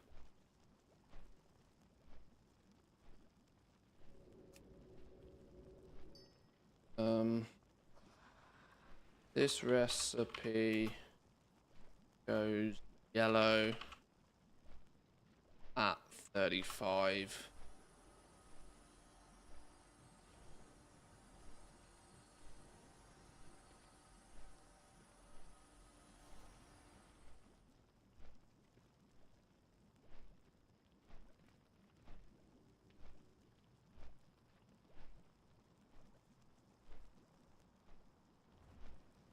If they're doing the account-wide stuff now with warbands, why not just let characters have access to all of their alts crafting abilities on whichever characters want to log on to or work on that day? Be more realistic as well if you think about it, since you can be the jack of all trades in real life. Personally, I think the 2 professions per toon limit is outdated. There's part of me that agrees. I've also thought for a little while that the restriction on having 2 professions per character is kind of a little bit like, it made sense way back in the day when leveling a character was a significant amount of work. You know, if you look at the extreme opposite end of the scale, right? You look at vanilla, where it can easily take you 60 hours of gameplay to get 1 character to max. Having 2 professions on that character meant that you actively chose 2 professions out of the pool of professions to specialize in. That was kind of like the old school specialization in a way, that you would be the alchemist, you would be the enchanter, but somebody else would be the tailor, somebody else would be the blacksmith, and that's what created the economy sort of, you know, feel. In today's game, in retail nowadays, and this has been the way for quite some while, leveling multiple characters up has not been a problem for a long time, meaning single individual actual real players have for the longest of time had a very easy job of having access to all of the professions, with just this slight annoyance of that you have to log on to this character to do those professions and log on to one of your alts to do the other profession. So there is some justification for like building on that a little bit more, but it falls into the category of if it's not broken, don't fix it, and I think that's probably how Blizzard think about it, really, of the limiting you to 2 professions still. It's not a problem, even if it is a little outdated.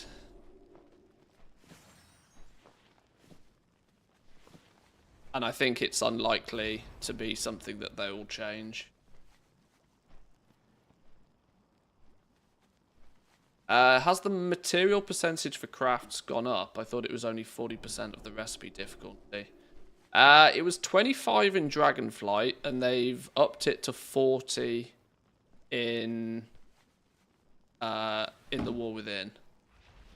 If it's gone up any further than that, it's either a bug or a special case scenario. You got an example of where it seems to be more than 40% of the recipe difficulty? So how bad's the work order system in the War Within compared to Dragonflight? Equally shite. More easy to ignore is the concept, I think. Far more easy to ignore.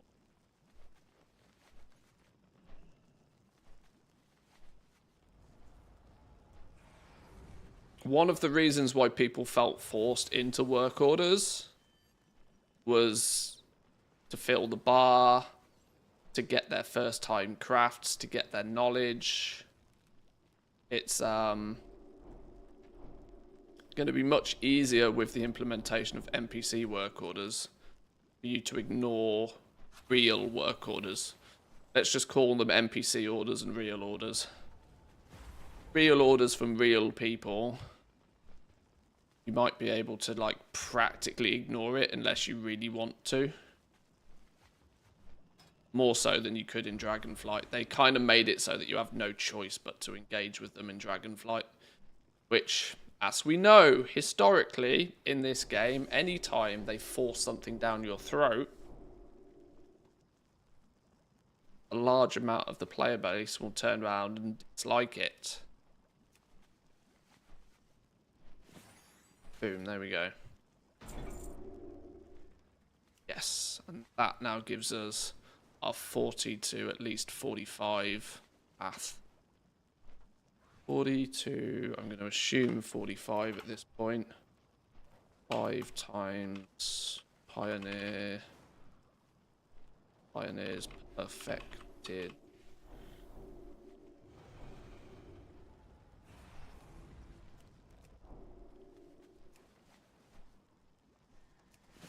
No, it's 40. I missed some points somewhere along in my maths. Okay.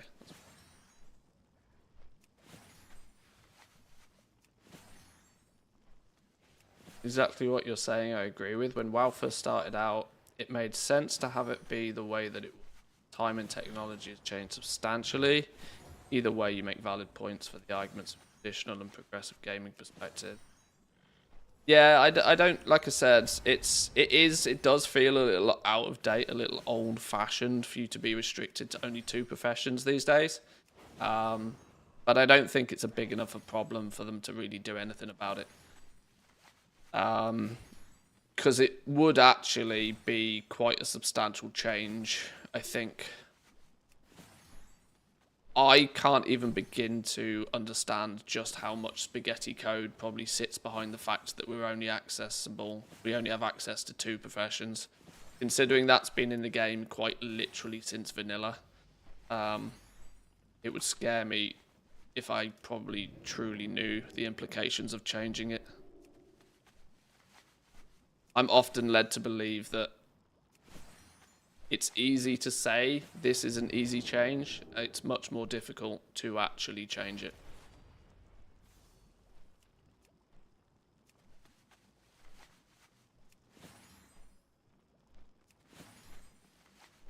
What about making the gold? Well, work orders I don't think are going to be anywhere near as lucrative.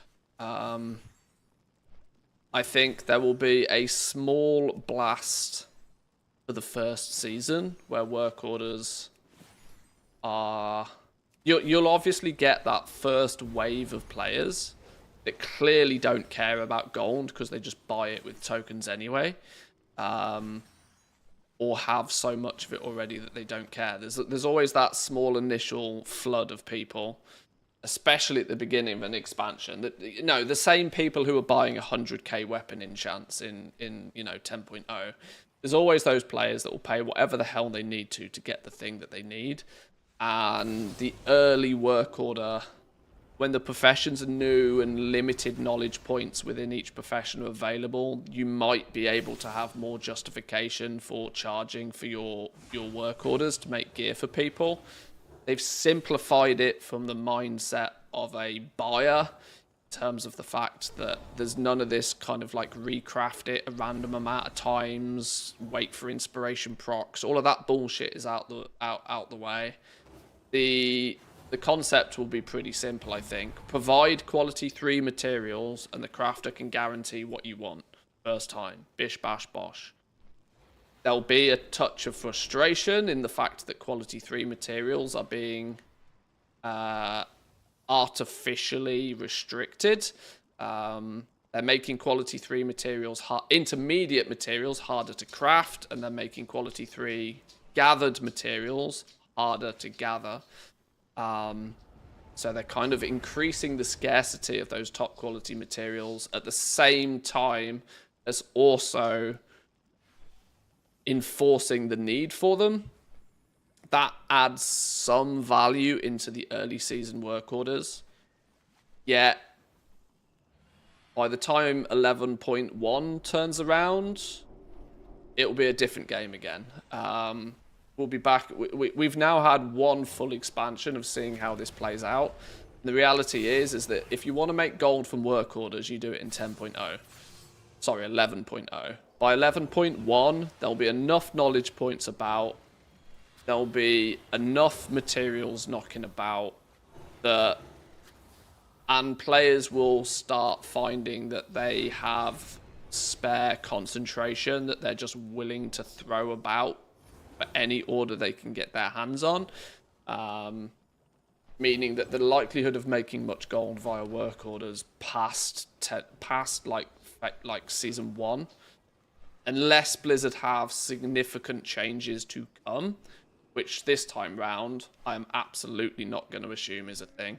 We went into Dragonflight thinking that this might be like season 1's thing, and then they do like something to update it for like 10.1 or season 2. It didn't happen.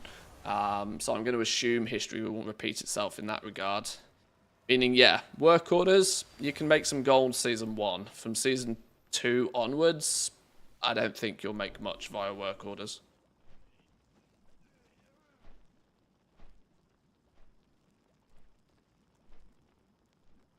Can we make 5 of these then? 5.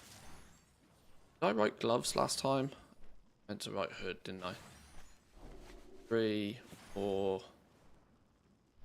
5. Bingo. Good. 45, we get a bunch of stuff to play with. We get gloves, which are going to guarantee us. That's nearly most definitely the path we will go. Alternatively, we get the mantle, which is just an optional alternative. prices on these clearly haven't been changed yet. Because more basic stuff costs more. So these are clearly going to change in price. We get the hat as a profession accessory at 45. We are unlikely to at this point have much artisan security. I am still struggling to figure out how we get so much of this stuff, you know. Which is annoyingly making the profession shuffle in the early days look even more lucrative. We get the fishing cap, which doesn't have any artisan security attached to it right now, so that's probably going to be updated as well. Gardening hat, which is our herbalism tool. And that's it for now. So, these we are unlikely to do anything with right here, right now. For the purpose of leveling, we're going to be making gloves or the mantle. Unless... In fact, no, that's realistically the only option. Unless... this randomly... no apparent... Okay, that's broken, isn't it? Weaver cloth fishing cap still requires cooking.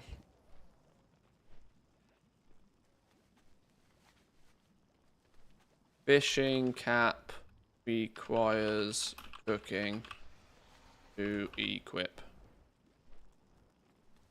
I mean, there's no reason that couldn't stay that way, but it feels odd. Considering they're secondary professions, why wouldn't you have cooking? But it still feels odd. Still feels like a bug. Okay then. Skill... 45 to 50, I'm going to assume here, is going to be gloves or mantle.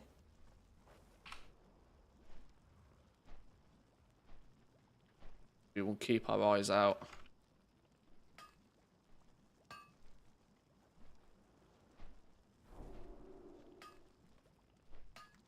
We'll keep our eyes out in the next few weeks for recipe changes.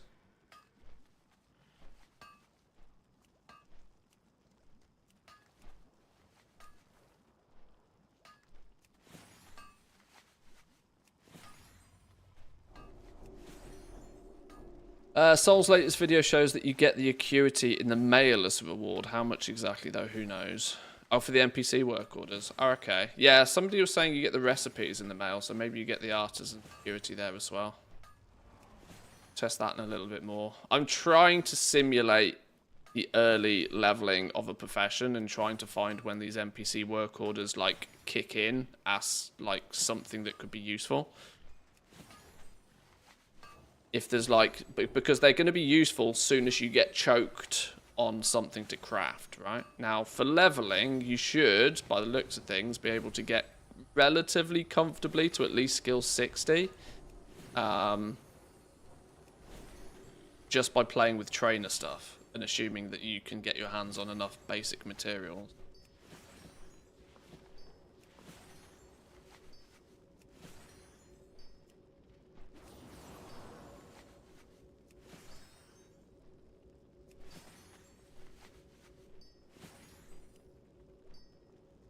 Let's make the mantle first, just for our first time craft. As it's further down the list, meaning it's likely to go yellow first.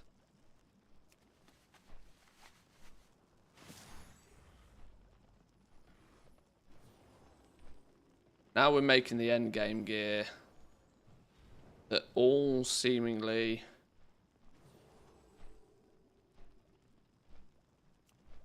$71, 71, 71, 71, 80. So the cord and the hood step up to requiring level 80 to equip them. With only a 50 item level, 30 item level jump. Okay, they seem like they need a rebalance. Either these are super duper mega OP, being 518, or these need a rebalance to be better than 548. These feel very powerful for level 71 items, actually, think about it. Incredibly powerful for level 71 items.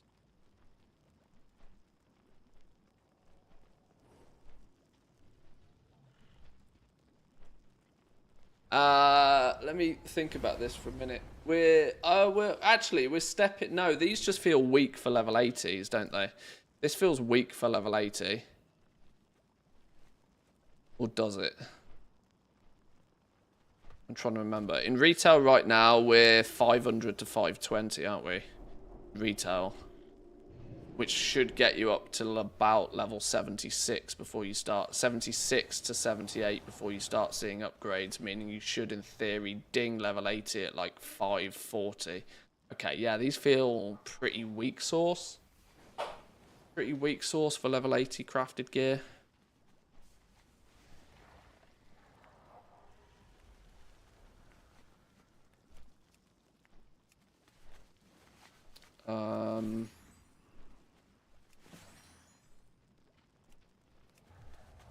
Right, stay yellow. Let's get these to 50. Oh, we've got to go all the way to 55 with it, actually.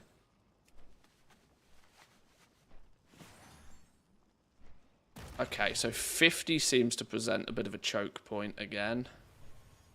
We need to get to 55 before we get something new.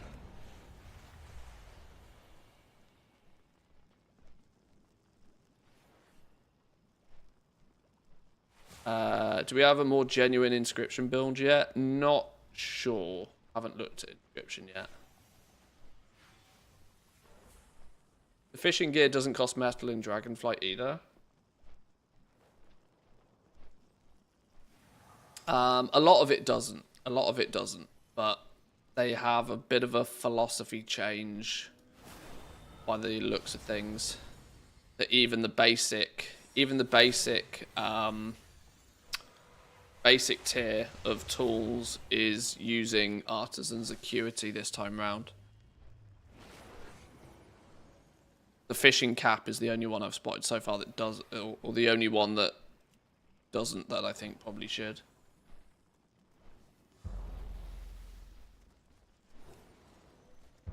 Okay, so we're going to need to go from 50 to 55. Means instead of making... Probably making 13, aren't we? 13 to 50, please.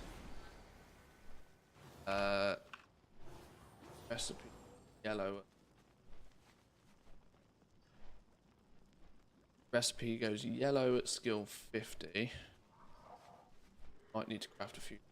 Skill 55.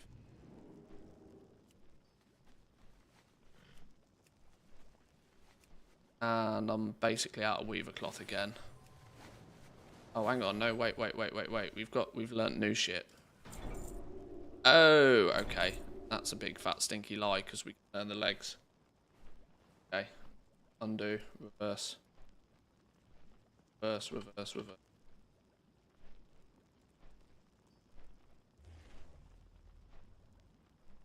Skill 50 to 55.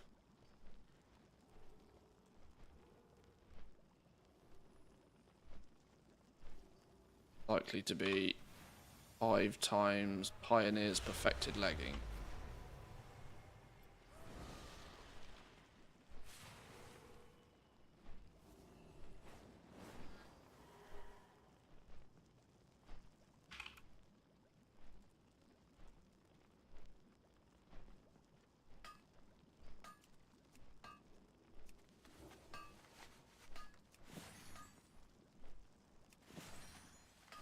So I guess regarding alchemy, you want to go transmuting first to get that sweet blasphemite. Well, the more I see about alchemy and the more I see about these blasphemites, the less I'm convinced they're going to be that expensive.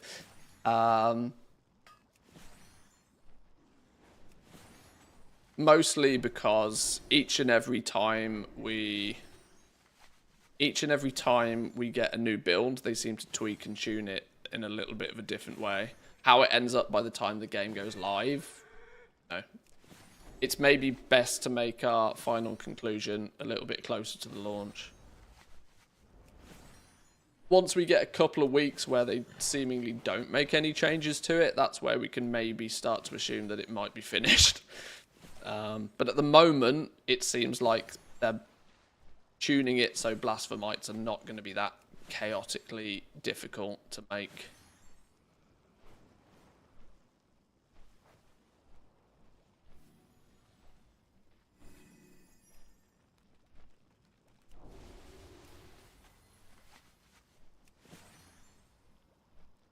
Remembering back to the Dragonflight beta, we can't assume anything's finished before 1+ month into the launch. Yeah, even when the game goes live, it might still not be finished. That be true. I need to manufacture some more weaver cloth. That's why have I got the skins and the optional goods, general goods in my bags? I want the. Looking for something special? I want the tailoring one. And I want just... No, don't take... Oh, Cockosaurus.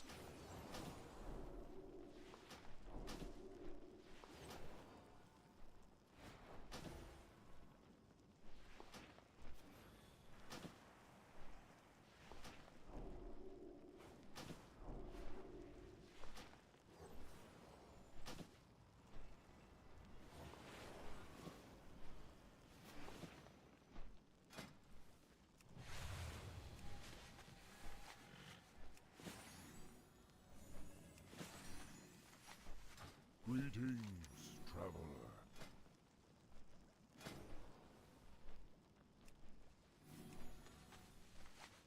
Get back on it.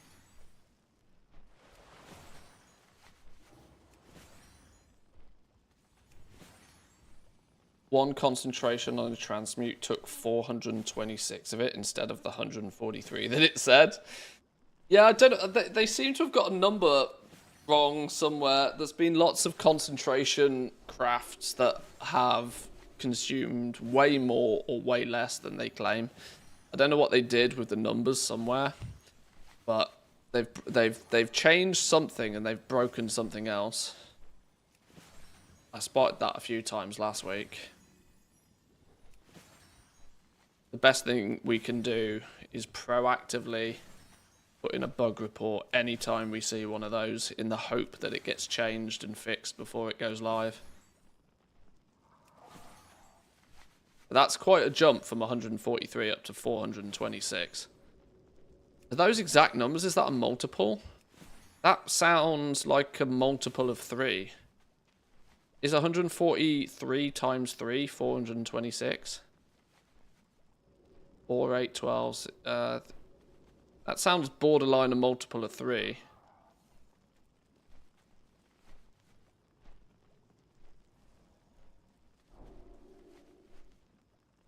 So if the 143 is a rounding error in the first place, 143 is being rounded down. If it's more actually 144, that would be closer to the 426. It sounds like there's a multiple of 3 going on somewhere there. A rounding error is causing something crazy to go on. My quick napkin maths is good enough.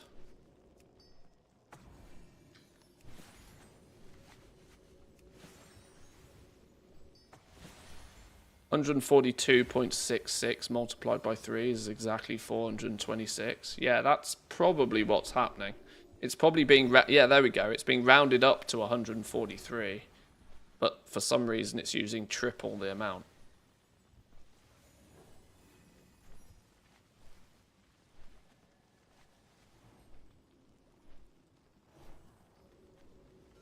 Strange. Strange.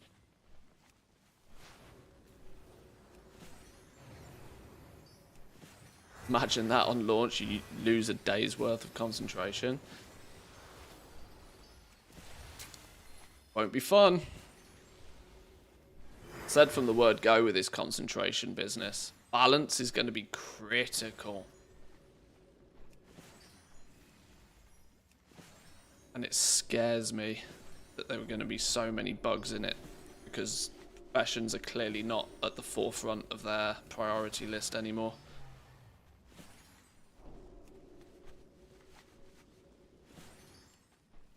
Now we can make 5 of these.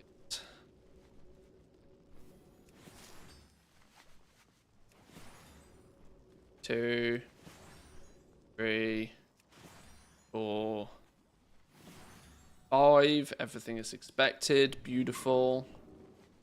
We get bright polishing cloth, which is going to potentially give us a skill point. Multi-craft yields 2% more when crafting consumable items. These are arguably going to have to be cheap to craft in the first place. So this is still very placeholder, but these should still need to be cheap. Because if they're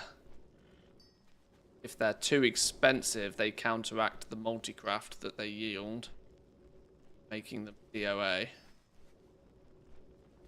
Same with these polishing cloths. It's nice to see that they at least give skill points at this range. Weaver Cloth Alchemist's Robe. That's our... Oh, no, that's the basic bitch one. That's the basic ass alchemy robe. The second we learn it, it's not going to give us any skill points. And I'm going to assume that's the same with the... Oh, the Enchanter's Hat can give us skill points, though. Okay, odd.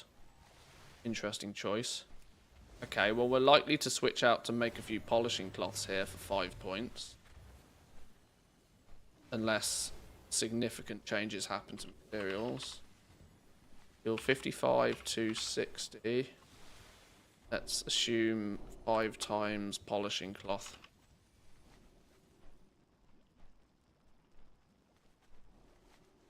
Craft at least 1 of each. First bonus.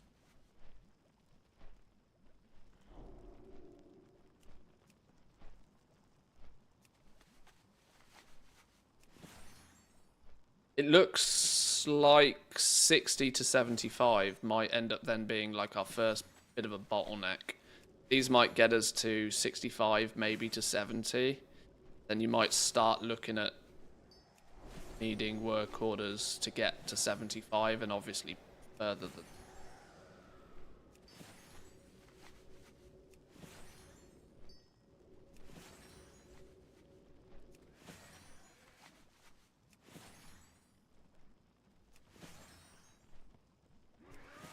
What happens to concentration if you unlearn and relearn a profession? If you unlearn and relearn, your concentration should be maintained. You unlearn and learn something new, you should get a new bar of concentration.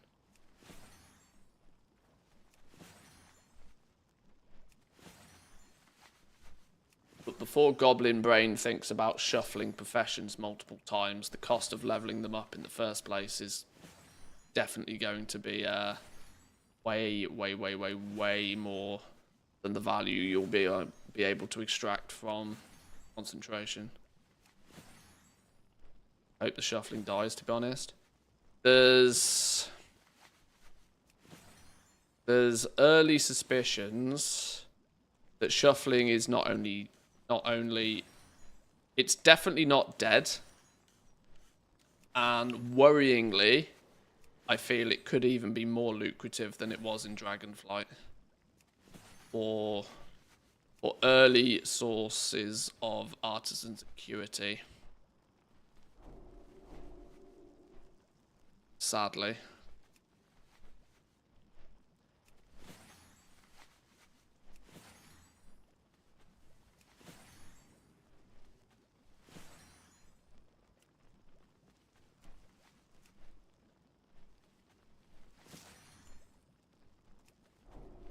Right, this better stay green, better stay orange all the way to 60.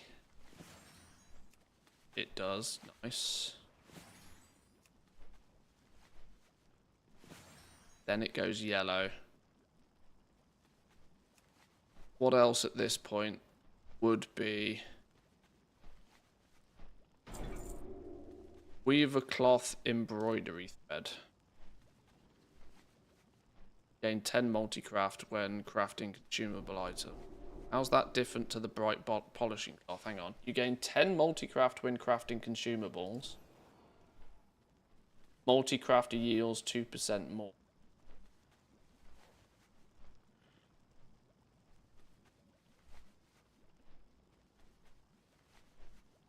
Isn't that the same? Doesn't that work out the same? No, it's not. 10 multi-craft is only 1% multi-craft. If multi-craft is yielding 2% more,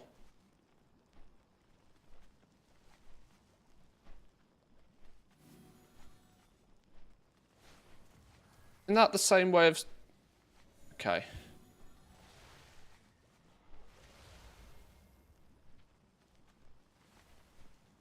%2 is for the materials returned. 10 multi-craft is for the chance for it happening. Yeah, but it's the same thing, just on the other, you know, on the other side of the fence, isn't it? Same thing. Right, I'm going to take a quick bathroom break, boys and girls. Entertain yourselves for 2, and I'll be back in a minute.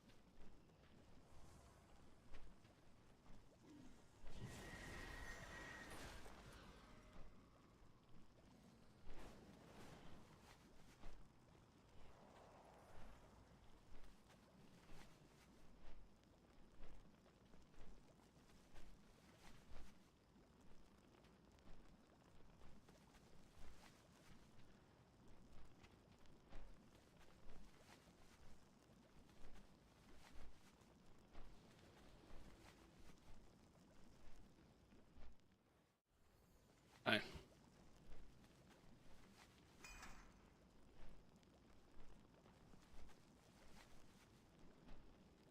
Are the one-time collectible treasures already discovered? Is there a list out there? I and a couple of other people I know have already found most, if not all of them. Public lists, though, I don't think so just yet.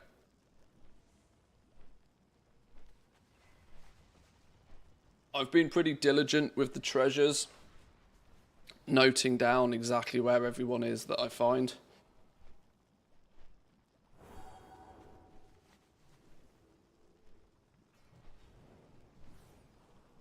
But yeah, there's 8, like Zanzaful said, there's 8 for each profession. They reward 3 knowledge points each. So there's up to 24 knowledge you can get almost straight away.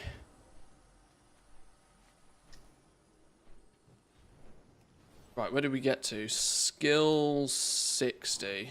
Okay. We are likely to make these, even though I think these are dumb.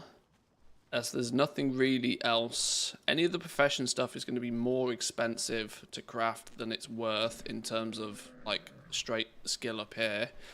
We have 15 skill points to acquire until we get what I guess is our final brainer recipe at skill 75, so that we can make our own big boy cloak, or coat, sorry.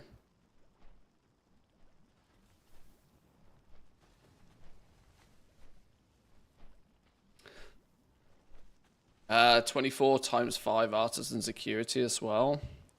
Yeah, this is where there's the opportunity to get like way over 1,000 artisan security.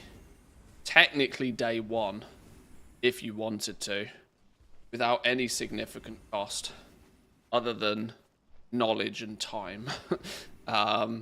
Even when you know exactly where they all are, you are basically going to have to do, you know, a lap through each of the 4s. Even if you wanted to collect them all on day one, it's going to take you a couple of hours at the very least to do it. Like I said, and that is on the assumption that you even know where they all are to begin with. But the possibility is out there.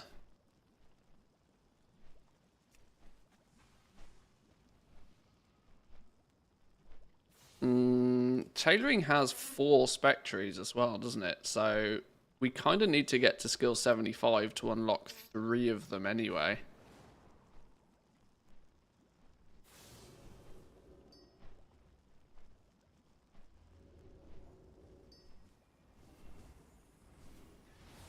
We're going to need to get to skill 100 to unlock all 4. Now, arguably, you're not going to be putting points into all 4 anyway.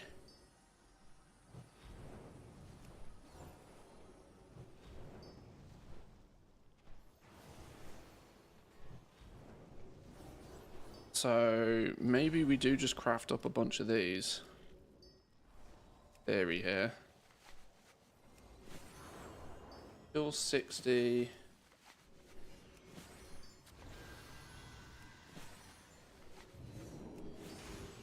To presumably 75, but I think this is a bit... I think these are going to go yellow, green, and maybe even grey out before 75.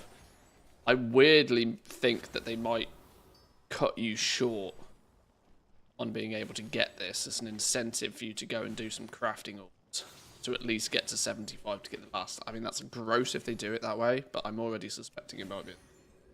What are these? Weaver cloth embroidery threads.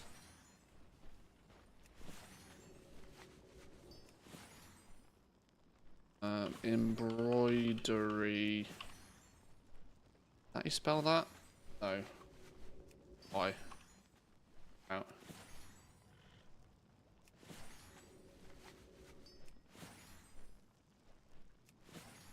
I'm going to assume we're going to need more than 15 as well.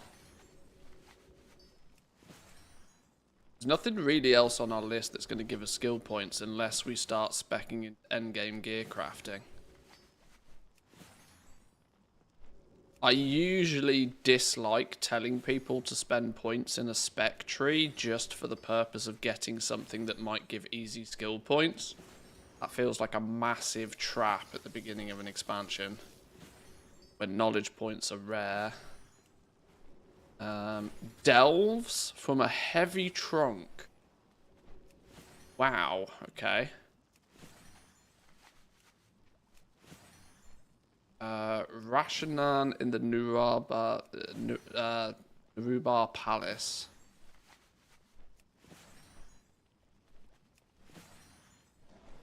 Okay.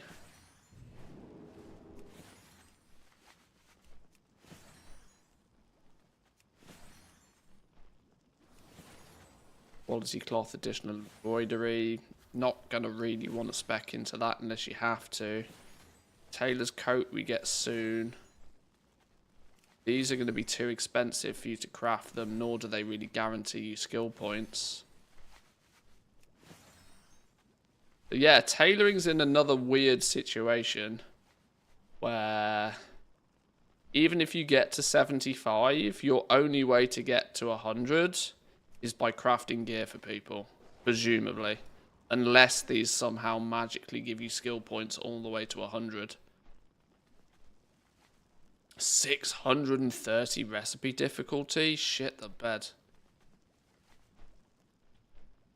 Dragonflight, I bought a lot of the PvP recipes to cheat some knowledge points. Yeah, that was common practice. I would also, this is maybe a good segue into telling people that the recipes are going to be a one-time purchase, presumably this time round, with a competitor's heraldry thing that increases the item level of them throughout the expansion. Secondly, the recipes for these are going to be significantly more rare from PvP. They've stated that the main way that you are going to get the recipes for these is by buying them straight off the vendor for honor. And they're quite expensive each. Ultimately meaning expect these to be quite expensive for a little while.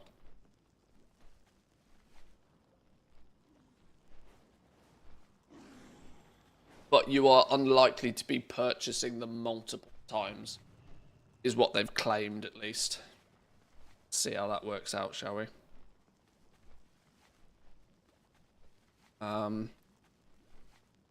They're bind on equip when crafted. But they're going to require these competitors' heraldries to produce them in the first place. Kind of meaning that I'm not sure what to think about the market potential of these. You are not going to easily be able to mass craft these, I don't think. Multiple are required to complete a single craft.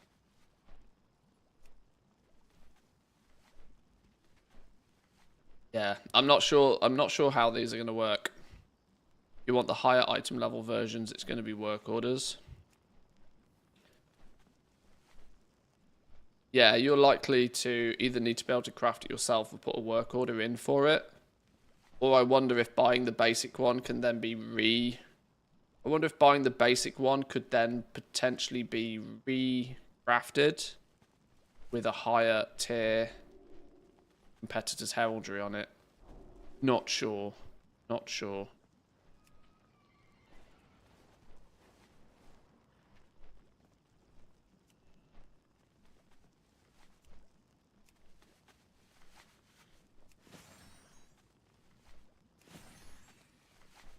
Heraldry will make it bind on pickup, possibly. That's also a possibility as well. Right, let's make 5 of these. That should at least get us to 65. I'm expecting this to go yellow, though.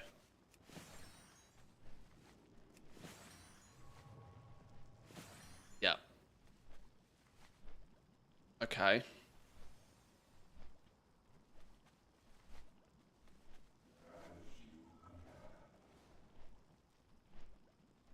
Yellow at skill 65. Meaning getting to 75 from this point on. Getting to 75 from this point on is going to be a chore. Unless these are kept at a very cheap price point. Alternatively, you need some recipes. That comes from a spec tree. That comes from a spec tree. All 3 of them come from a spec tree. Spec tree, spec tree, spec tree. We know all of these ones come from their respective spec trees as well. These have now gone yellow also. Even if you do get dawn thread linings from a heavy trunk in a delve, you're not going to be using these for skilling up anyway. Your coat, you're going to make once for yourself, potentially, and then maybe for others. Yeah, you don't have a path to skill 100 without making gear for somebody. You cannot, as a tailor, get to skill 100 without making gear for other people.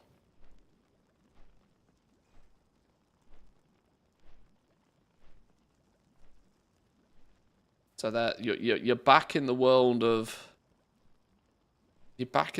needing to make gear, and in turn you're going to need to spec into making, like, just to get the recipes you need to spec into these. All of these are going to require you to put points in your spec tree just to get the recipes.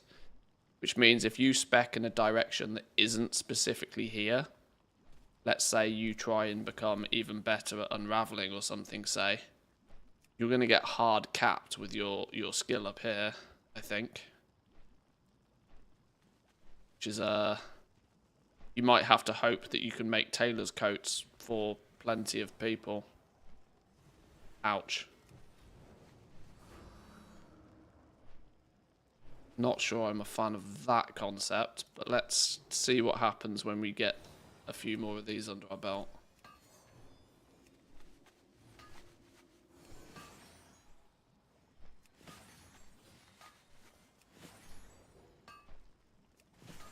What are your thoughts on incorporating old world mats like Eternium and other expansion mats into current expansion recipes?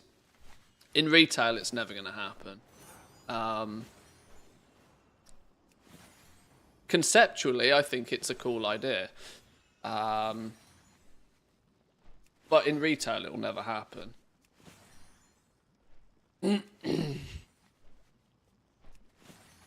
Mostly because retail has this Blizzard have had this mindset with retail that they don't want to spread people out very far. They already have the distinct problem that even with 4 zones, half the world zones can feel empty because most people stand in the capital city and wait for a queue to pop.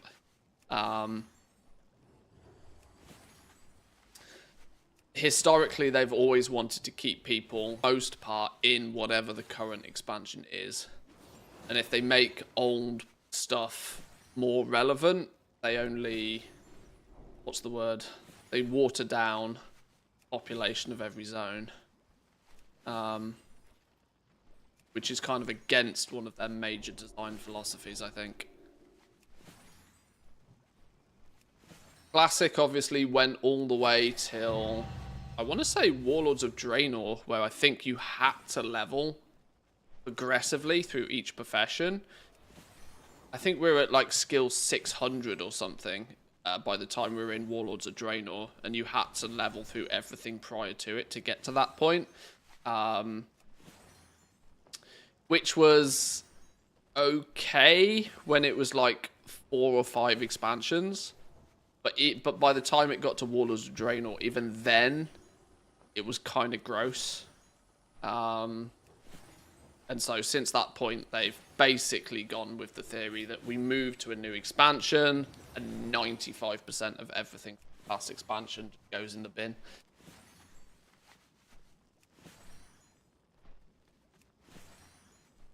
It heavily it was an advantage to be a long-term seasonal crafter way back in the day.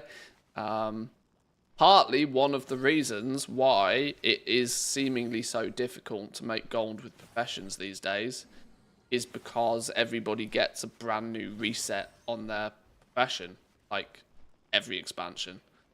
You can be brand new to the game and have the exact same opportunity as somebody that's played the game for 20 years and has got 99% of ATT recipes for that profession.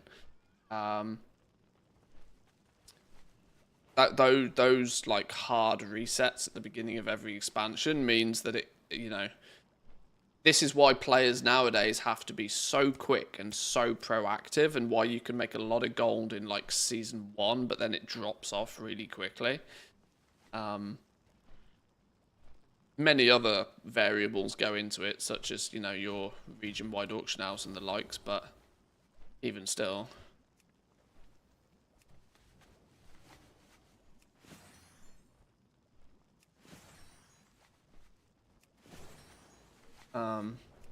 Yeah, it's very difficult to, like, compare, because you're not comparing apples with apples, are you, really? You only need to go back, like, 2 or 3 professions, and the game, like, from a crafting perspective, from the professions perspective, the Dragonflight revamp completely changed the way that professions dealt with in the game. Anything prior to that, you kind of can't really compare it very well, because it was just totally different.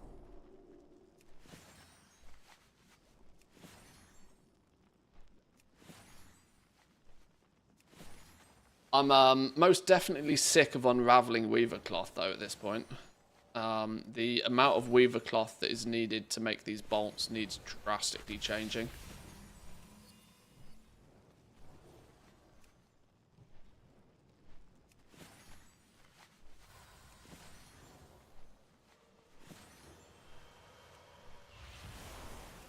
I'm going to make these one at a time, because I want to see when they go green.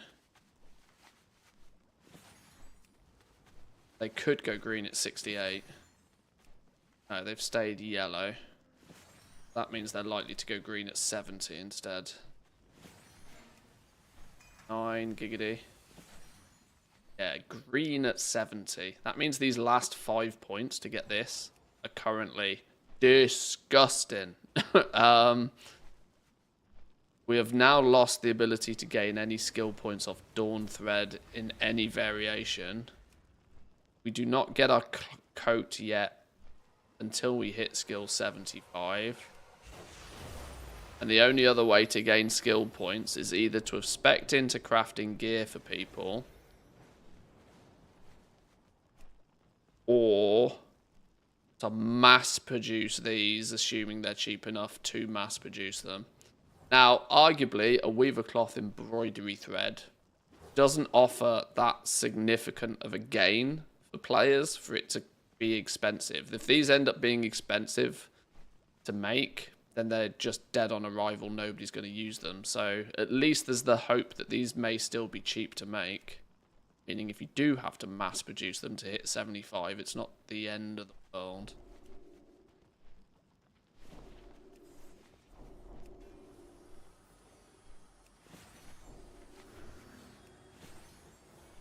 Oh, it skills 65.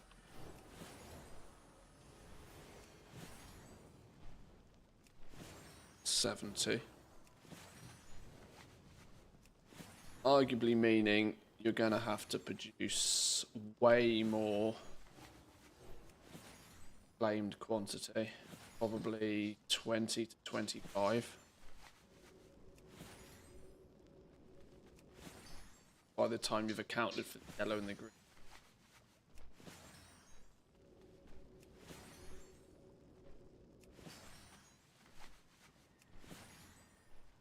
This also doesn't really give me much confidence that NPC work orders are going to fix this problem of not easily being able to get to skill 100. Because I was kind of hoping that NPC work orders would turn up. And we're at the point where if we don't have the recipe, this is what we're presented with. These are the recipes we've picked up. As you can see, very quickly filtering down the amount that we could craft. Now, a bonus that would be nice to acquire these would be a skill point, like just a straight skill point. Even though crafting it natively through our profession, like a bright polishing cloth, for example, isn't going to give us a skill point. But if it's made via an NPC work order, it would be nice if it did.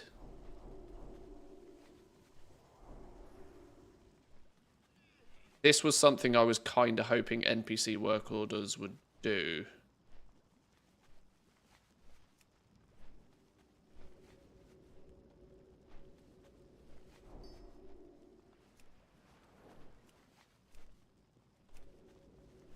And maybe that is the plan. But this reward structure seems to not be very well implemented just yet.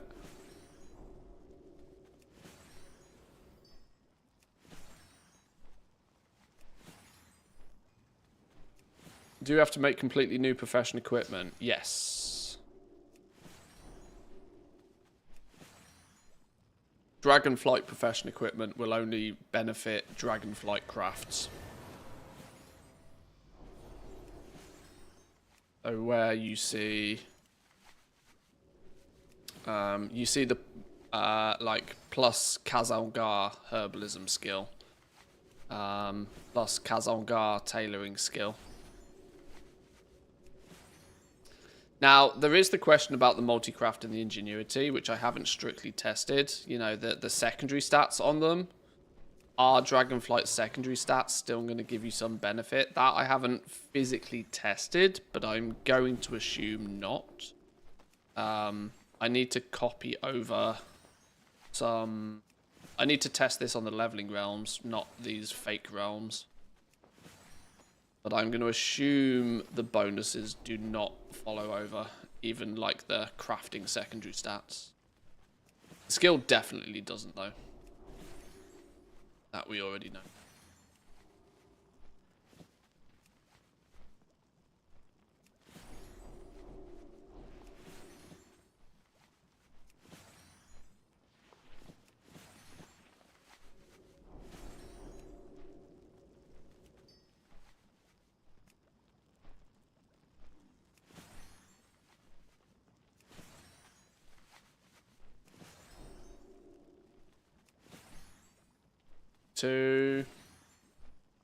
We get at least 70 one game.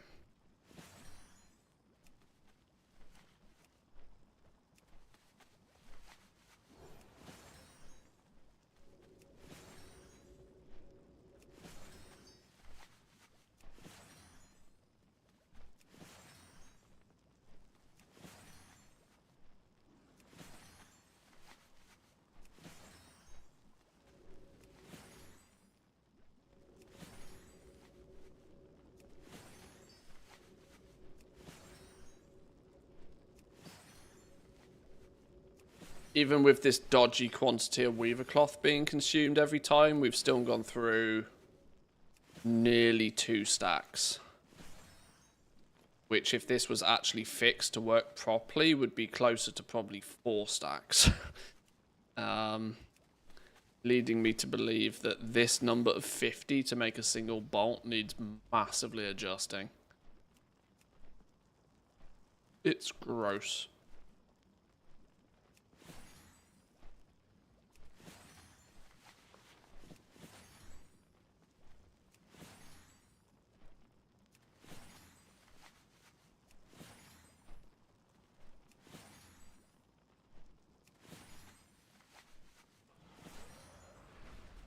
Sounds like an oversight. Yeah, there's a lot within tailoring right now that feels like it hasn't had its materials balanced still.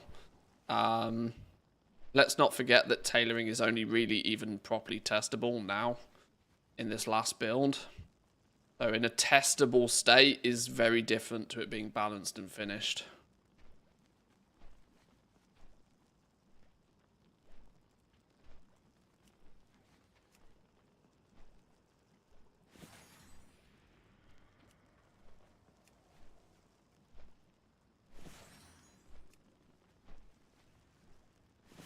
Oh God. Okay, I need more mats. I have just the thing for Where's me tailoring bag? Tailoring. No. the earth, mother.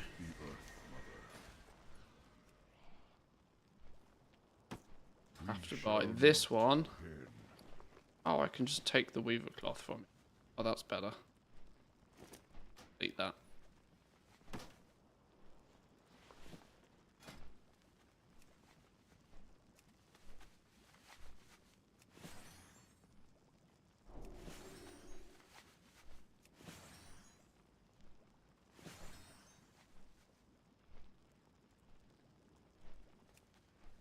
I wonder how Blizzard's going to fix it so that you can level up Dragonflight professions when we move away from that. Everything in the latter levels will evolve around work orders.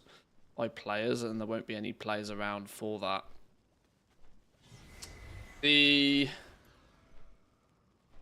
You'll be faking them. If you really care enough, you'll fake them with alts.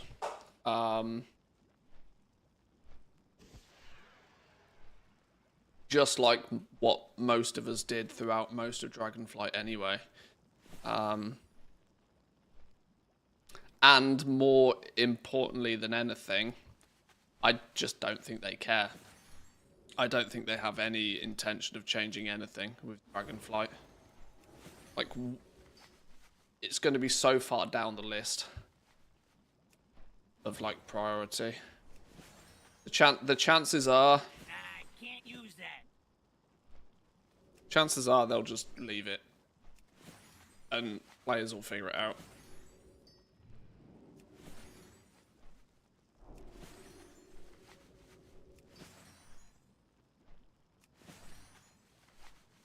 Trial characters, get a bunch of free sparks. You can put in 4 or 5 work orders, which is usually enough. And arguably, players that care enough have probably already done it.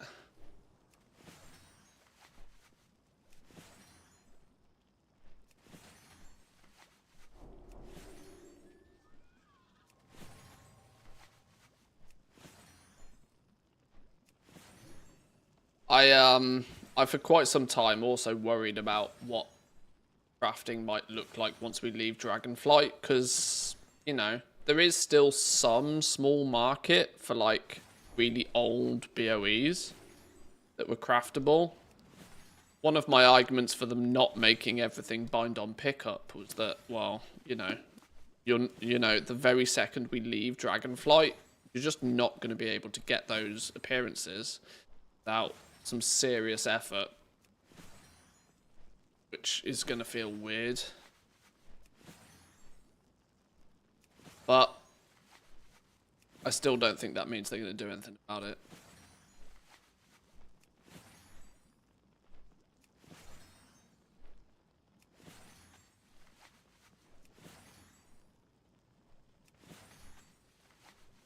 What's this? Spark of Legacies?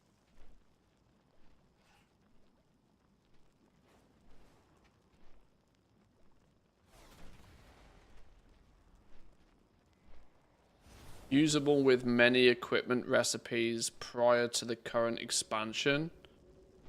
Require a crafting spark. An artifact of great power that has been rendered inert can be used in lieu of other crafting sparks in the creation of powerful equipment, but at a cost to its potential power. Oh, that's quite clever.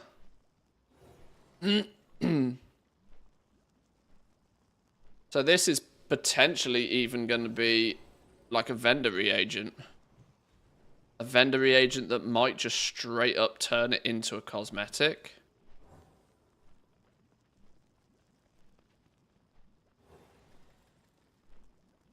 But at a cost to its potential power. Yeah, that makes me think that might just turn the old items into cosmetic items. You to steal the appearance off. That's interesting.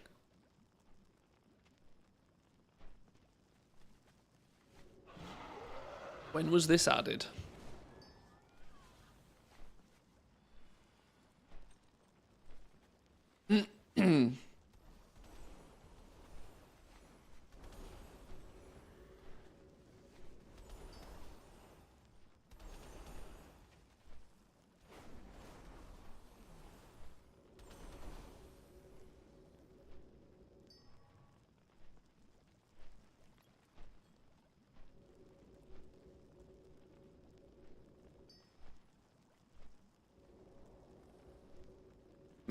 Spark of Legacies. Added in build 55-288. Oh, this was added like yesterday. This is the latest build, I think.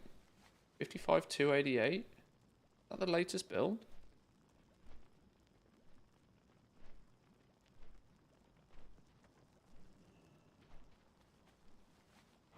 Yeah, this was literally added yesterday.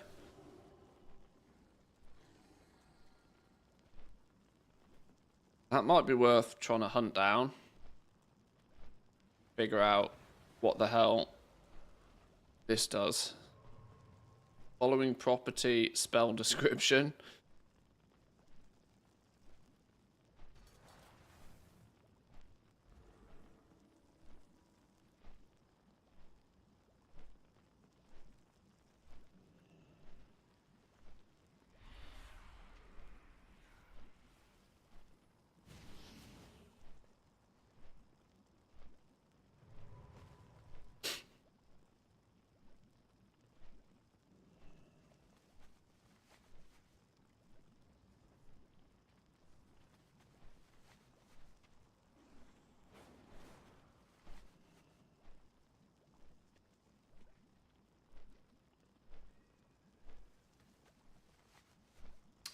A legacy spark, presumably to help players gain the appearances from dragon flight crafted items once we move.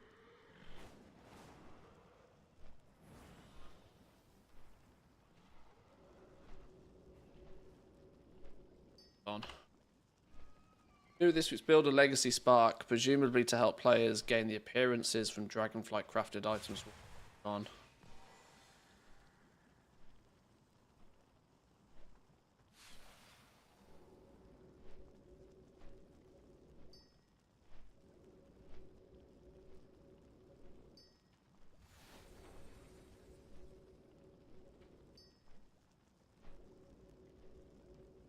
Spelling mistakes? Oh, I don't care, it's Twitter. Surprised they're making something like that already. Yeah, I mean, it's... I've literally just gone on a rampage of claiming that they're probably going to completely ignore it. And then, hey presto, something with this, literally this build. Something that might address the issue. It's a win. It's a win in my book. You do a little test with me with the warbank. Takes a minute. Not this second.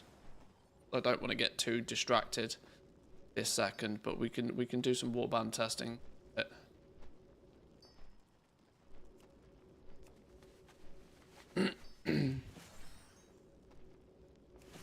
Already fighting off squirrels left, right, and center.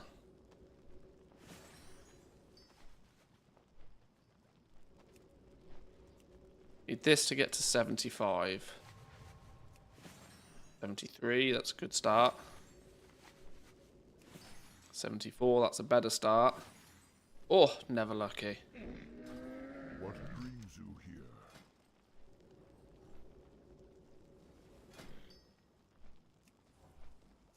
A little bit more unraveling on the go.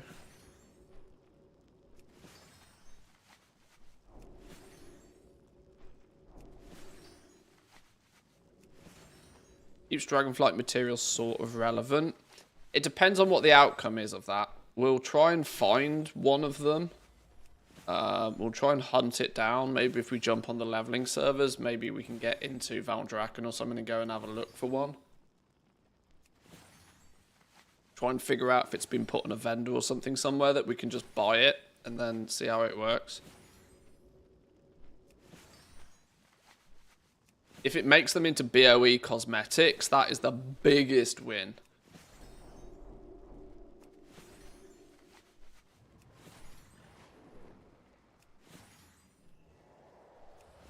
Even if it makes them even if it makes them warbound cosmetics, I think I'm happy with that.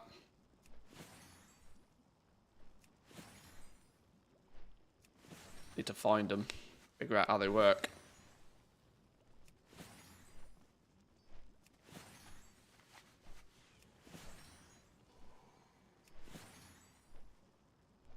Six of these balls again.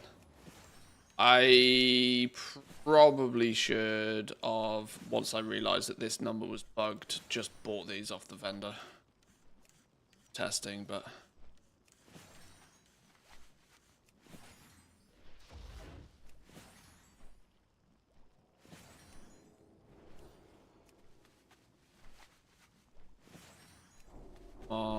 Give me 75 points. There we go. Beautiful. Last recipe at 75. Which is now the only thing that is likely to give us skill points. Looking into the stuff that we don't know yet, recipe-wise, the only things that are going to give us skill points from 75 to 100 is crafted gear for others.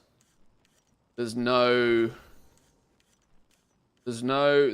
possible way, unless obviously this gets all the way to 100, but you'd still need to craft this like 10 times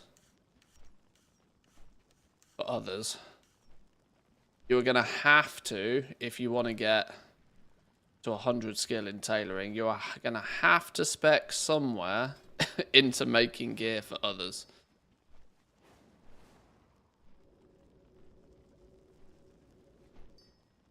Well, that said, even if you go the Dawnweave, Duskweave route, I'm thinking for the tailoring alt army scenario here, and maybe Blizzard were thinking the same. You are going to want to make these for your alts at the very least. But then that still only fixes the problem on one of your tailors. Doesn't give you much of a chance of getting to skill 100 without engaging with actually true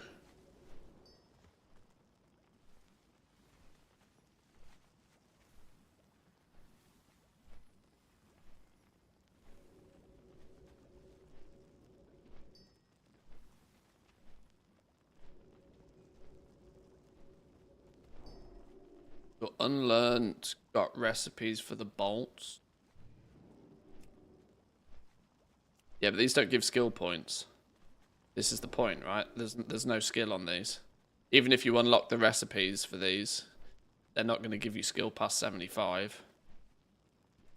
All of these come from your spectries. From dusk till dawn, Dawnweave tailoring 10, Dawnweave tailoring 30, Dawn weaving 10. These are all spec points. You have to spec into unlocking any of these recipes. If you then again, if you are going the bolt route, you will unlock those recipes as well, I suppose. What if you don't go? What if you go quality? Yeah, what you know. Maybe you don't go this route. Maybe because you've got Threads of Devotion, which is your main gear crafting one, right? Also known as work order bait. All day long work order bait. You go your tailoring alt army route, dawn weaving.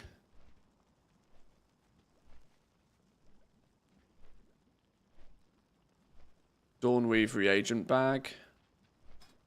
That's also something to note, that none of the bags of anything are going to give you skill points in this last little section.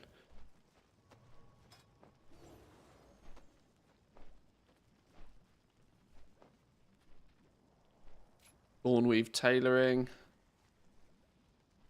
Learn to find scraps of Dawnweave from humanoids around Kazongar and how to craft the Dawnweave bolts.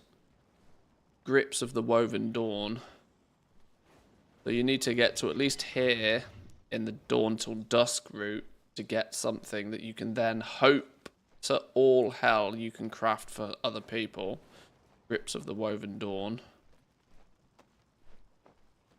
Daybreak spell thread. Shreds of the Woven Dawn.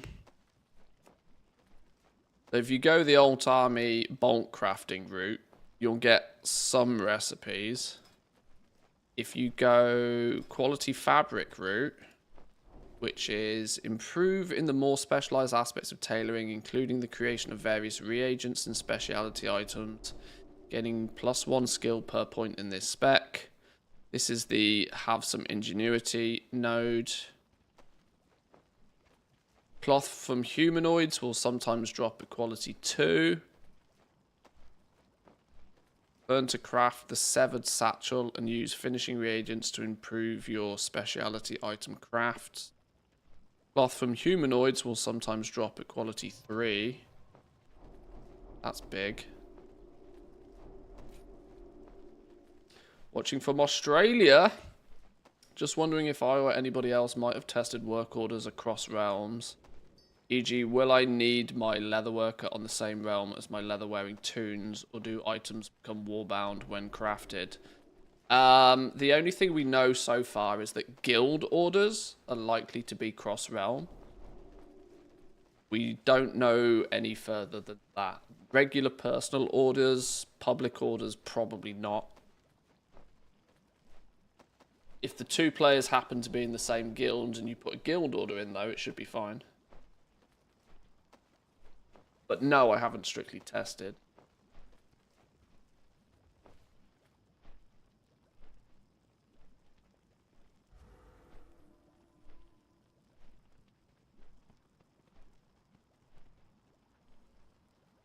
How many points does it take to get to cloaks? That might be the one to get past 75.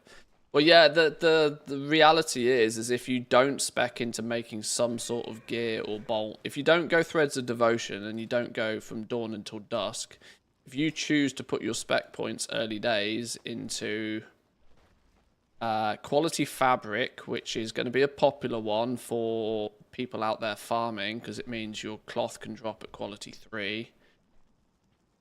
Become an expert at crafting optional threads used in completing the best crafts, gaining +1 skill point. Preserving embroidery thread. Weaver cloth. Learn to craft the weaver cloth embroidery thread.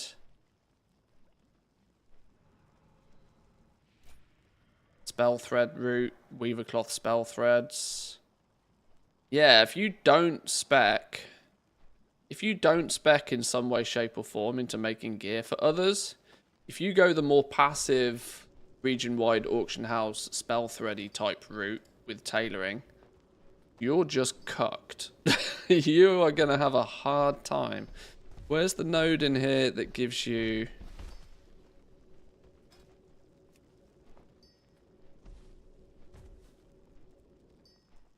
Yeah, you're just going to have to hope to hell you can craft snag orders for these.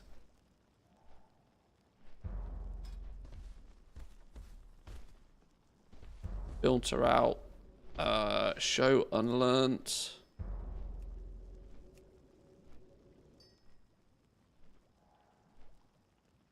None of this is going to give you skill points. What if we make a Pioneer's Perfect Mantle? Let's just test it, right? We can make this. They've provided none of the materials because they're a scumbag. No materials, only 51 gold commission because they're an absolute scumbag. We'll provide everything for that. We'll cover it ourselves. They want one at quality 2 even. Wow. We'll take the order. We have to use concentration on it to make it at quality 2. What happens if we do it without? The order has a minimum quality requirement of 2. Okay, so we're going to have to make this bar go past here. Now, we either make better weaver cloth bolts, which we can't, or we use concentration. Now we can press the button. Yeah, we use our own mats. I want this number to go up. No. Complete order. I was really hoping that NPC work orders would just, like, by default give you 1 skill.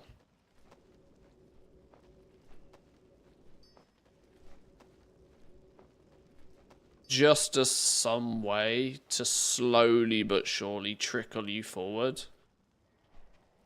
It might not be particularly quick, it might not be particularly optimal, but at the moment, and arguably, if I put points into quality fabric and textile treasures, we unlock this. We unlock this. There's nothing in either of these 2 trees that is going to give me any ability to learn or craft something that will give us skill points still. We would still be cucked to having to craft artisans' tailor coats for people via public work orders. Is there not a skill node somewhere that means we can make these better? Is that in here somewhere?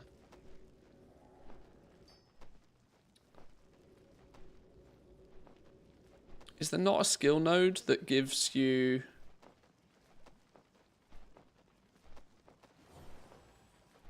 additional embroidery, spell threads, weaving and unraveling. Become an expert at unraveling cloth into spools of various threads, gaining +1 skill per point in this spec.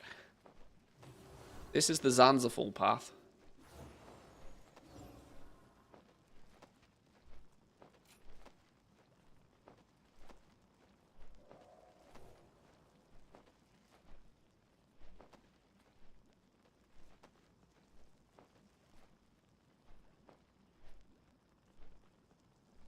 Perhaps.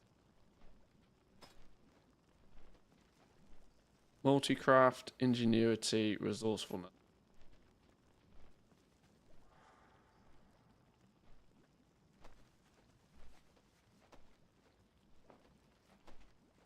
These are just flat, simple resourcefulness, resourcefulness, resourcefulness, resourcefulness. Ingenuity refunds 10% additional concentration, more ingenuity, more refund, more ingenuity, more refund, more ingenuity, more refund.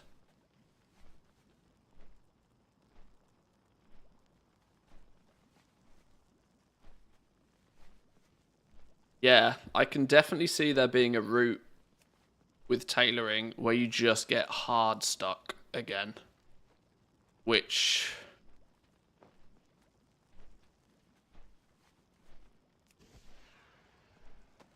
I think is bad mojo, and I think that's what NPC work orders should be there to help alleviate.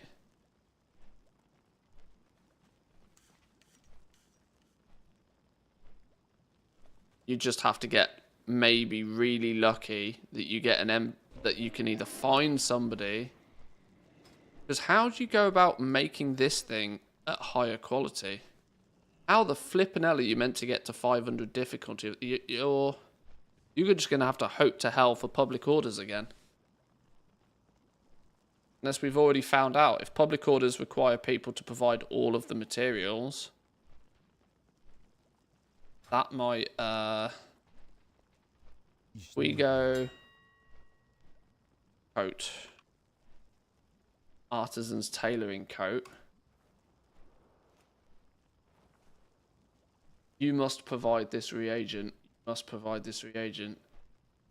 You sure as shit are not going to see...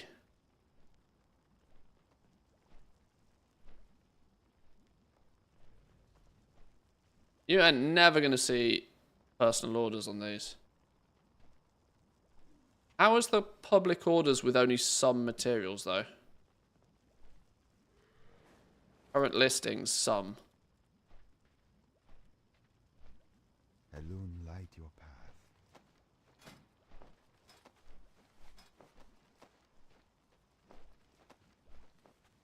Some materials?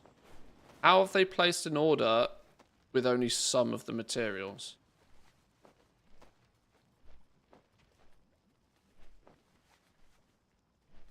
Isn't that kind of against what this interface says? How have they done that then?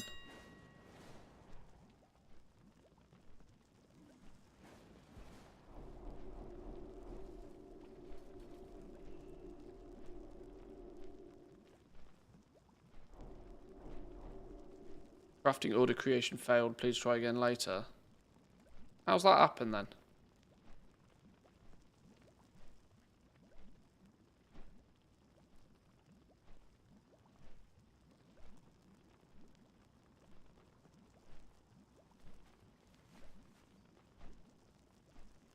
Wonder if Duskweave and Dawnweave will only give spoils as well.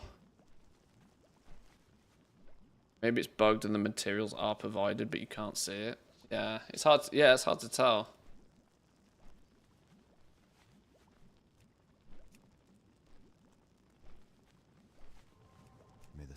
guide. Okay.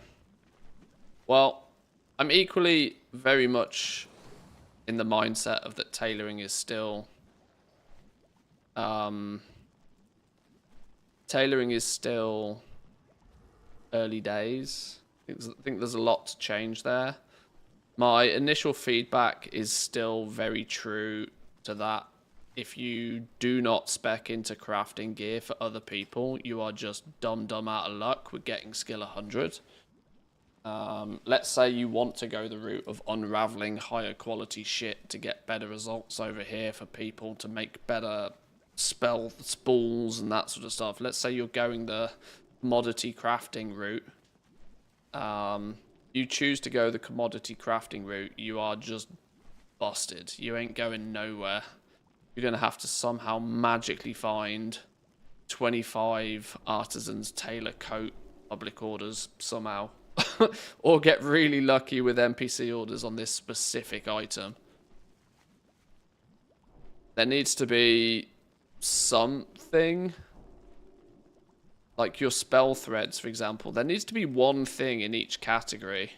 So depending on which direction you spec into, at least you can get to something that gives you skill points all the way to the end. Otherwise, that's a problem. Alright. But I think we can see how... Go only learn. I think we can see how this is meant to play out, though. Requires quality 2. Take the order. We're going to have to concentrate on it to make it at quality 2. Go.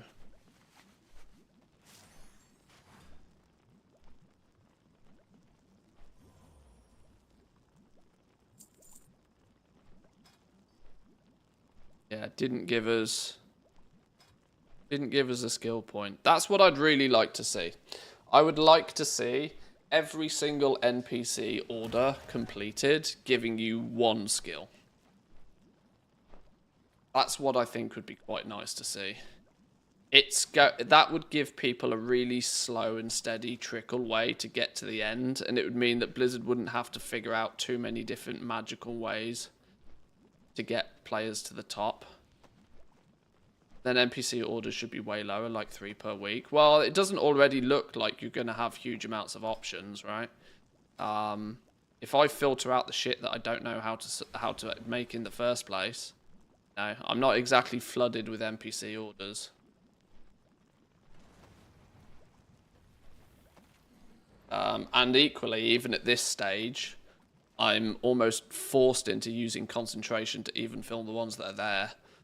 Not providing any of the materials.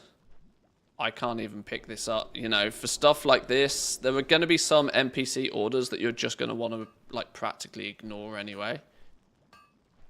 I think that's also some feedback for them, that there should never really be an NPC order that's complete dumb level stupid take. They need to make... It all seems like it's very randomly thrown together at the moment. You simulated week 1. Shouldn't be done with week 1, though. No, but you should have some path to success. This is the issue, right? At the moment, you don't have really any... And this was the issue in Dragonflight. The same issues. It's still here. Just the fact that we've gone from 50 skill points to 75 is irrelevant. The point still stands as we don't have a path to get this final points without speccing heavily into 2 specific trees. If you don't spec into these 2 trees in any way, shape or form, you cannot get this bar to the top. What if you want to be a quality fabric specialist or a textiles treasure specialist? You can't seemingly be a specialist in these without also being at least partly a specialist in the... It's counterproductive. It's counterintuitive to how they've tried to design the system. Meaning if you put all your early points into, like, weaving and unraveling, right, to be able to be the best in this direction.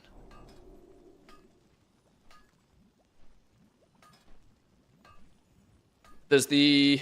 I suppose the best way to describe it is once again, they've created a scenario where there is an objectively wrong path to go without any way for you to circumvent or fix it. There is definitely like a wrong direction.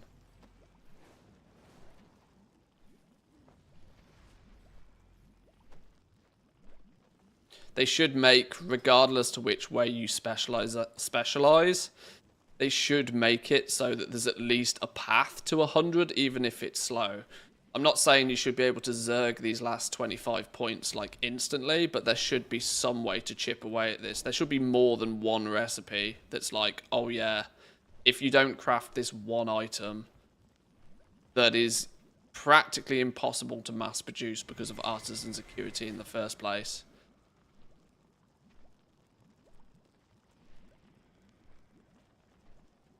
This is from the open world and renown.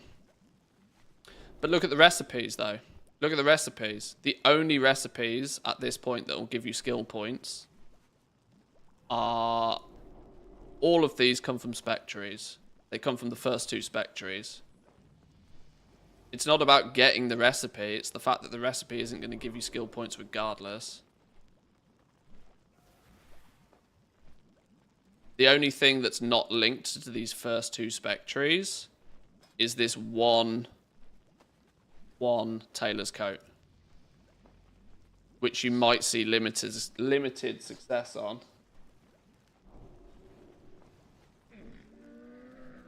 $25 points matter less for materials and consumables in tailoring. Well, potentially. But you've still got monstrously high recipe difficulties for this sort of stuff. If you're speccing over here, if you're speccing in these two directions,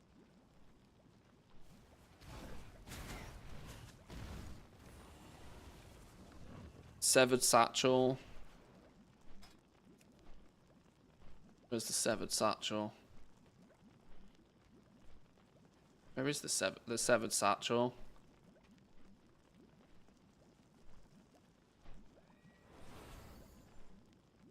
Tailoring,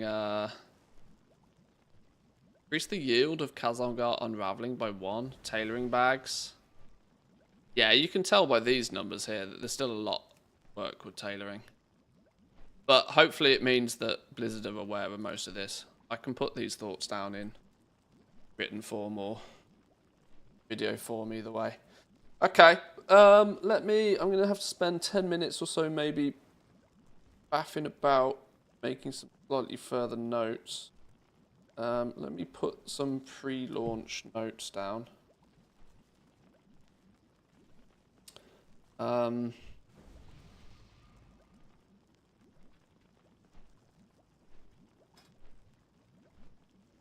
So quantity of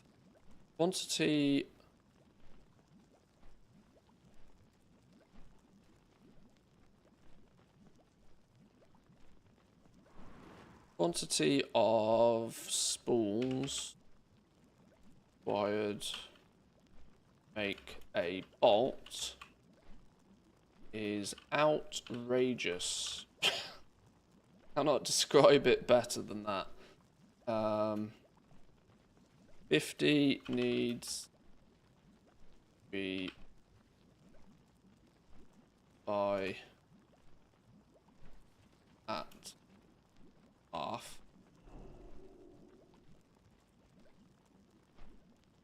That is a straightforward one word.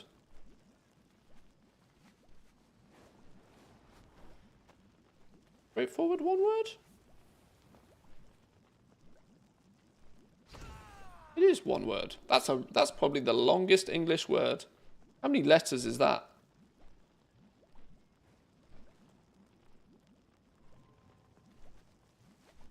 That's a 15-letter English word. That is almost non-existent. Who can think of a longer English word than 15 characters? Straightforward.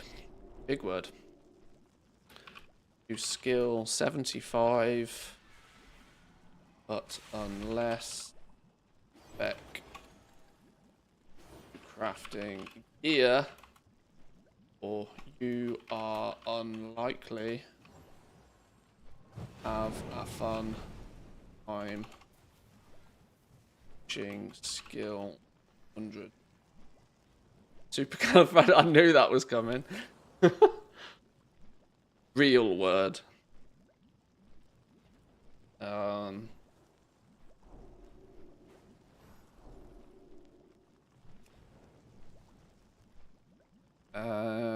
This hasn't been a great playtest of like how unraveling and stuff works, but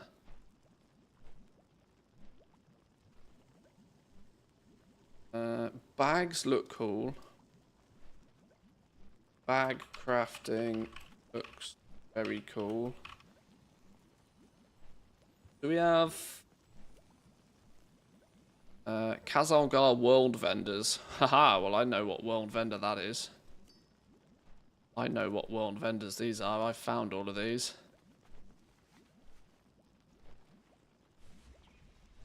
Blacksmith one comes from Awakening the Machine. Interesting. Valvus Valavuvu. Valavulu. Oh, these actually just straight up tell you the vendors now. That's probably better.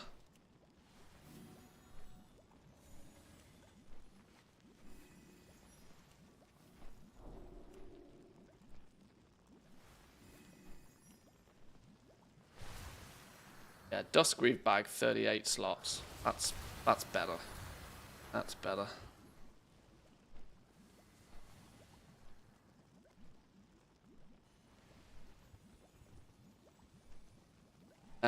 Google's. Oh, hang on. We got some. We got some anti de-establishmentarianism. That's quite a long word.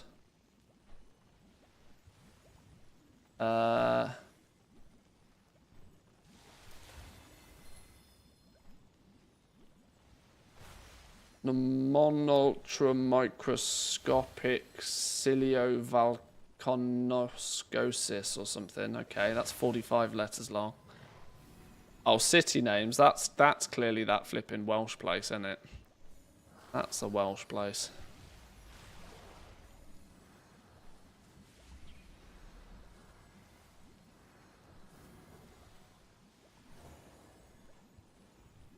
Duskweave bolts, spools of dusk thread.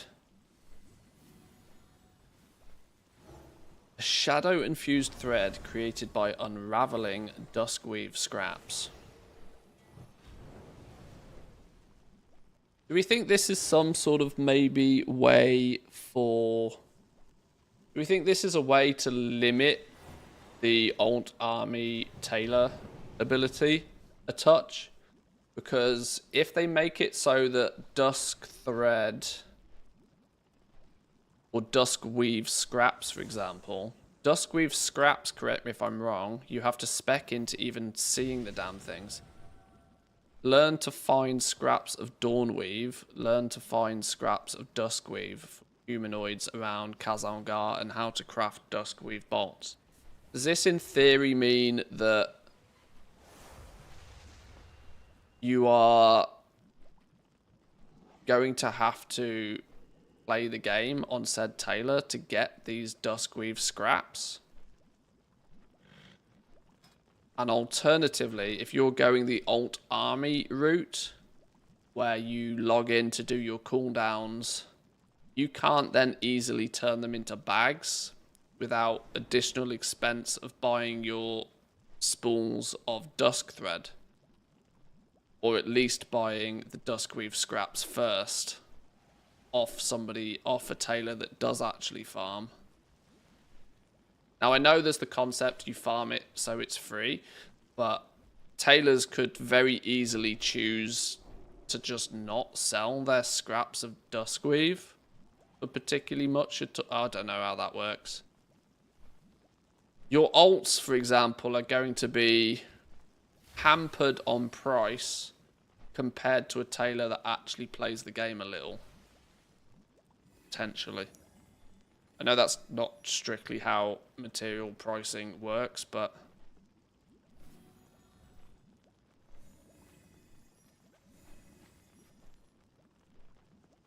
Mining is getting some of the cloth as well. Okay. Just get priced into the bag cost. Yeah, there's always that. I'm just thinking it might be a way to make the alt armies of tailors less lucrative of an option.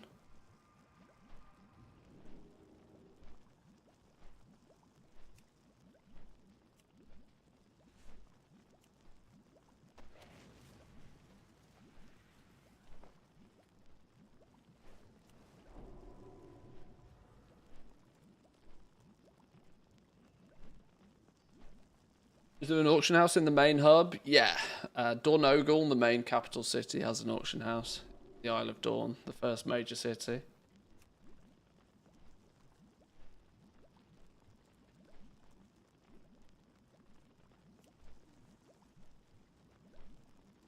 $20 Dawnweave, bunch of spools. Apply Daybreak spell thread to your legs, permanently increasing int by 250.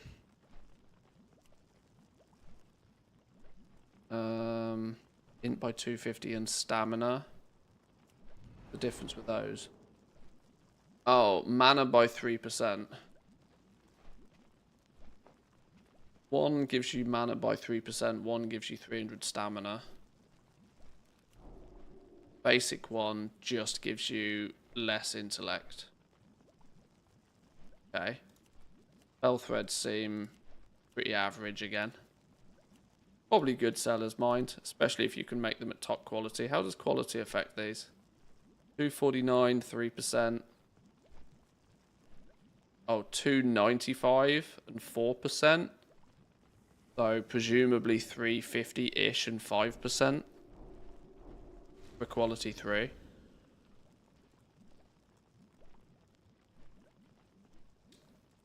You can craft them at Q3. Probably, by the looks of this, what's 40% of 605? Like 350, something like that.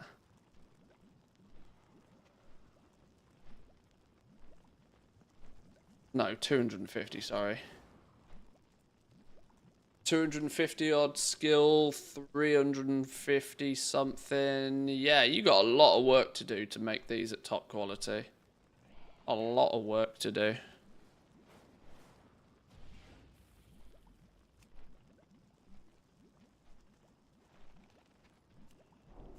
PvP gear's all the same. Okay. Tailoring's looking... As you kind of expect tailoring, really. Dawnweave bolts. Now I've I'm actually kind of half tempted to leave this character in this sort of semi-simulated state, as it might be helpful for the first look video. Once I've done my first look video, we can max it out and have a little bit of a look at how true endgame tailoring looks. I think that makes more sense. Alright. Right, boys and girls. I'm going to keep this morning stream a little bit shorter. There's a good chance I'll throw the stream up this evening. It is a Wednesday. I like to squeeze in an evening stream at some point during the week, and a Wednesday is usually a good time to do it. I'm going to put my first thoughts into video form about the NPC orders. So that there's something more concrete for people to watch rather than just like a stream VOD. But I'm going to do that. I'm going to get some food. I'm going to chill for an hour or two, but we'll probably throw the stream up again this evening and we can dive a little bit deeper.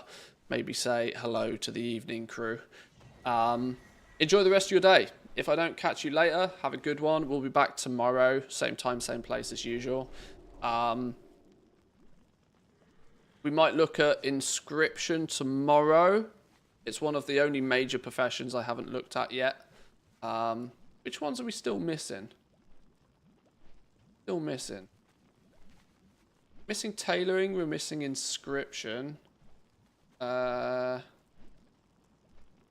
We've done, what have we done? Jewel crafting, alchemy, leatherworking, enchanting, engineering. Oh, and we also looked at cooking. Yeah, I need to...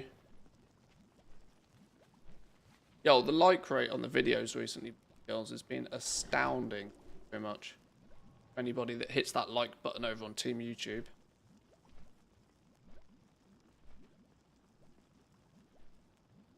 Right, yeah, I'm waffling. Enjoy the rest of your day. We'll be back in a couple of hours. Say hi to... Who can we say hi to? This is the downside of streaming in the mornings. There's nobody ever on. Go say hi to whoever you want to say hi to. Maybe poke Zanzaful and tell him to turn his stream on. Yeah, we'll be back in a few hours, boys and girls. Have a good one. Peace.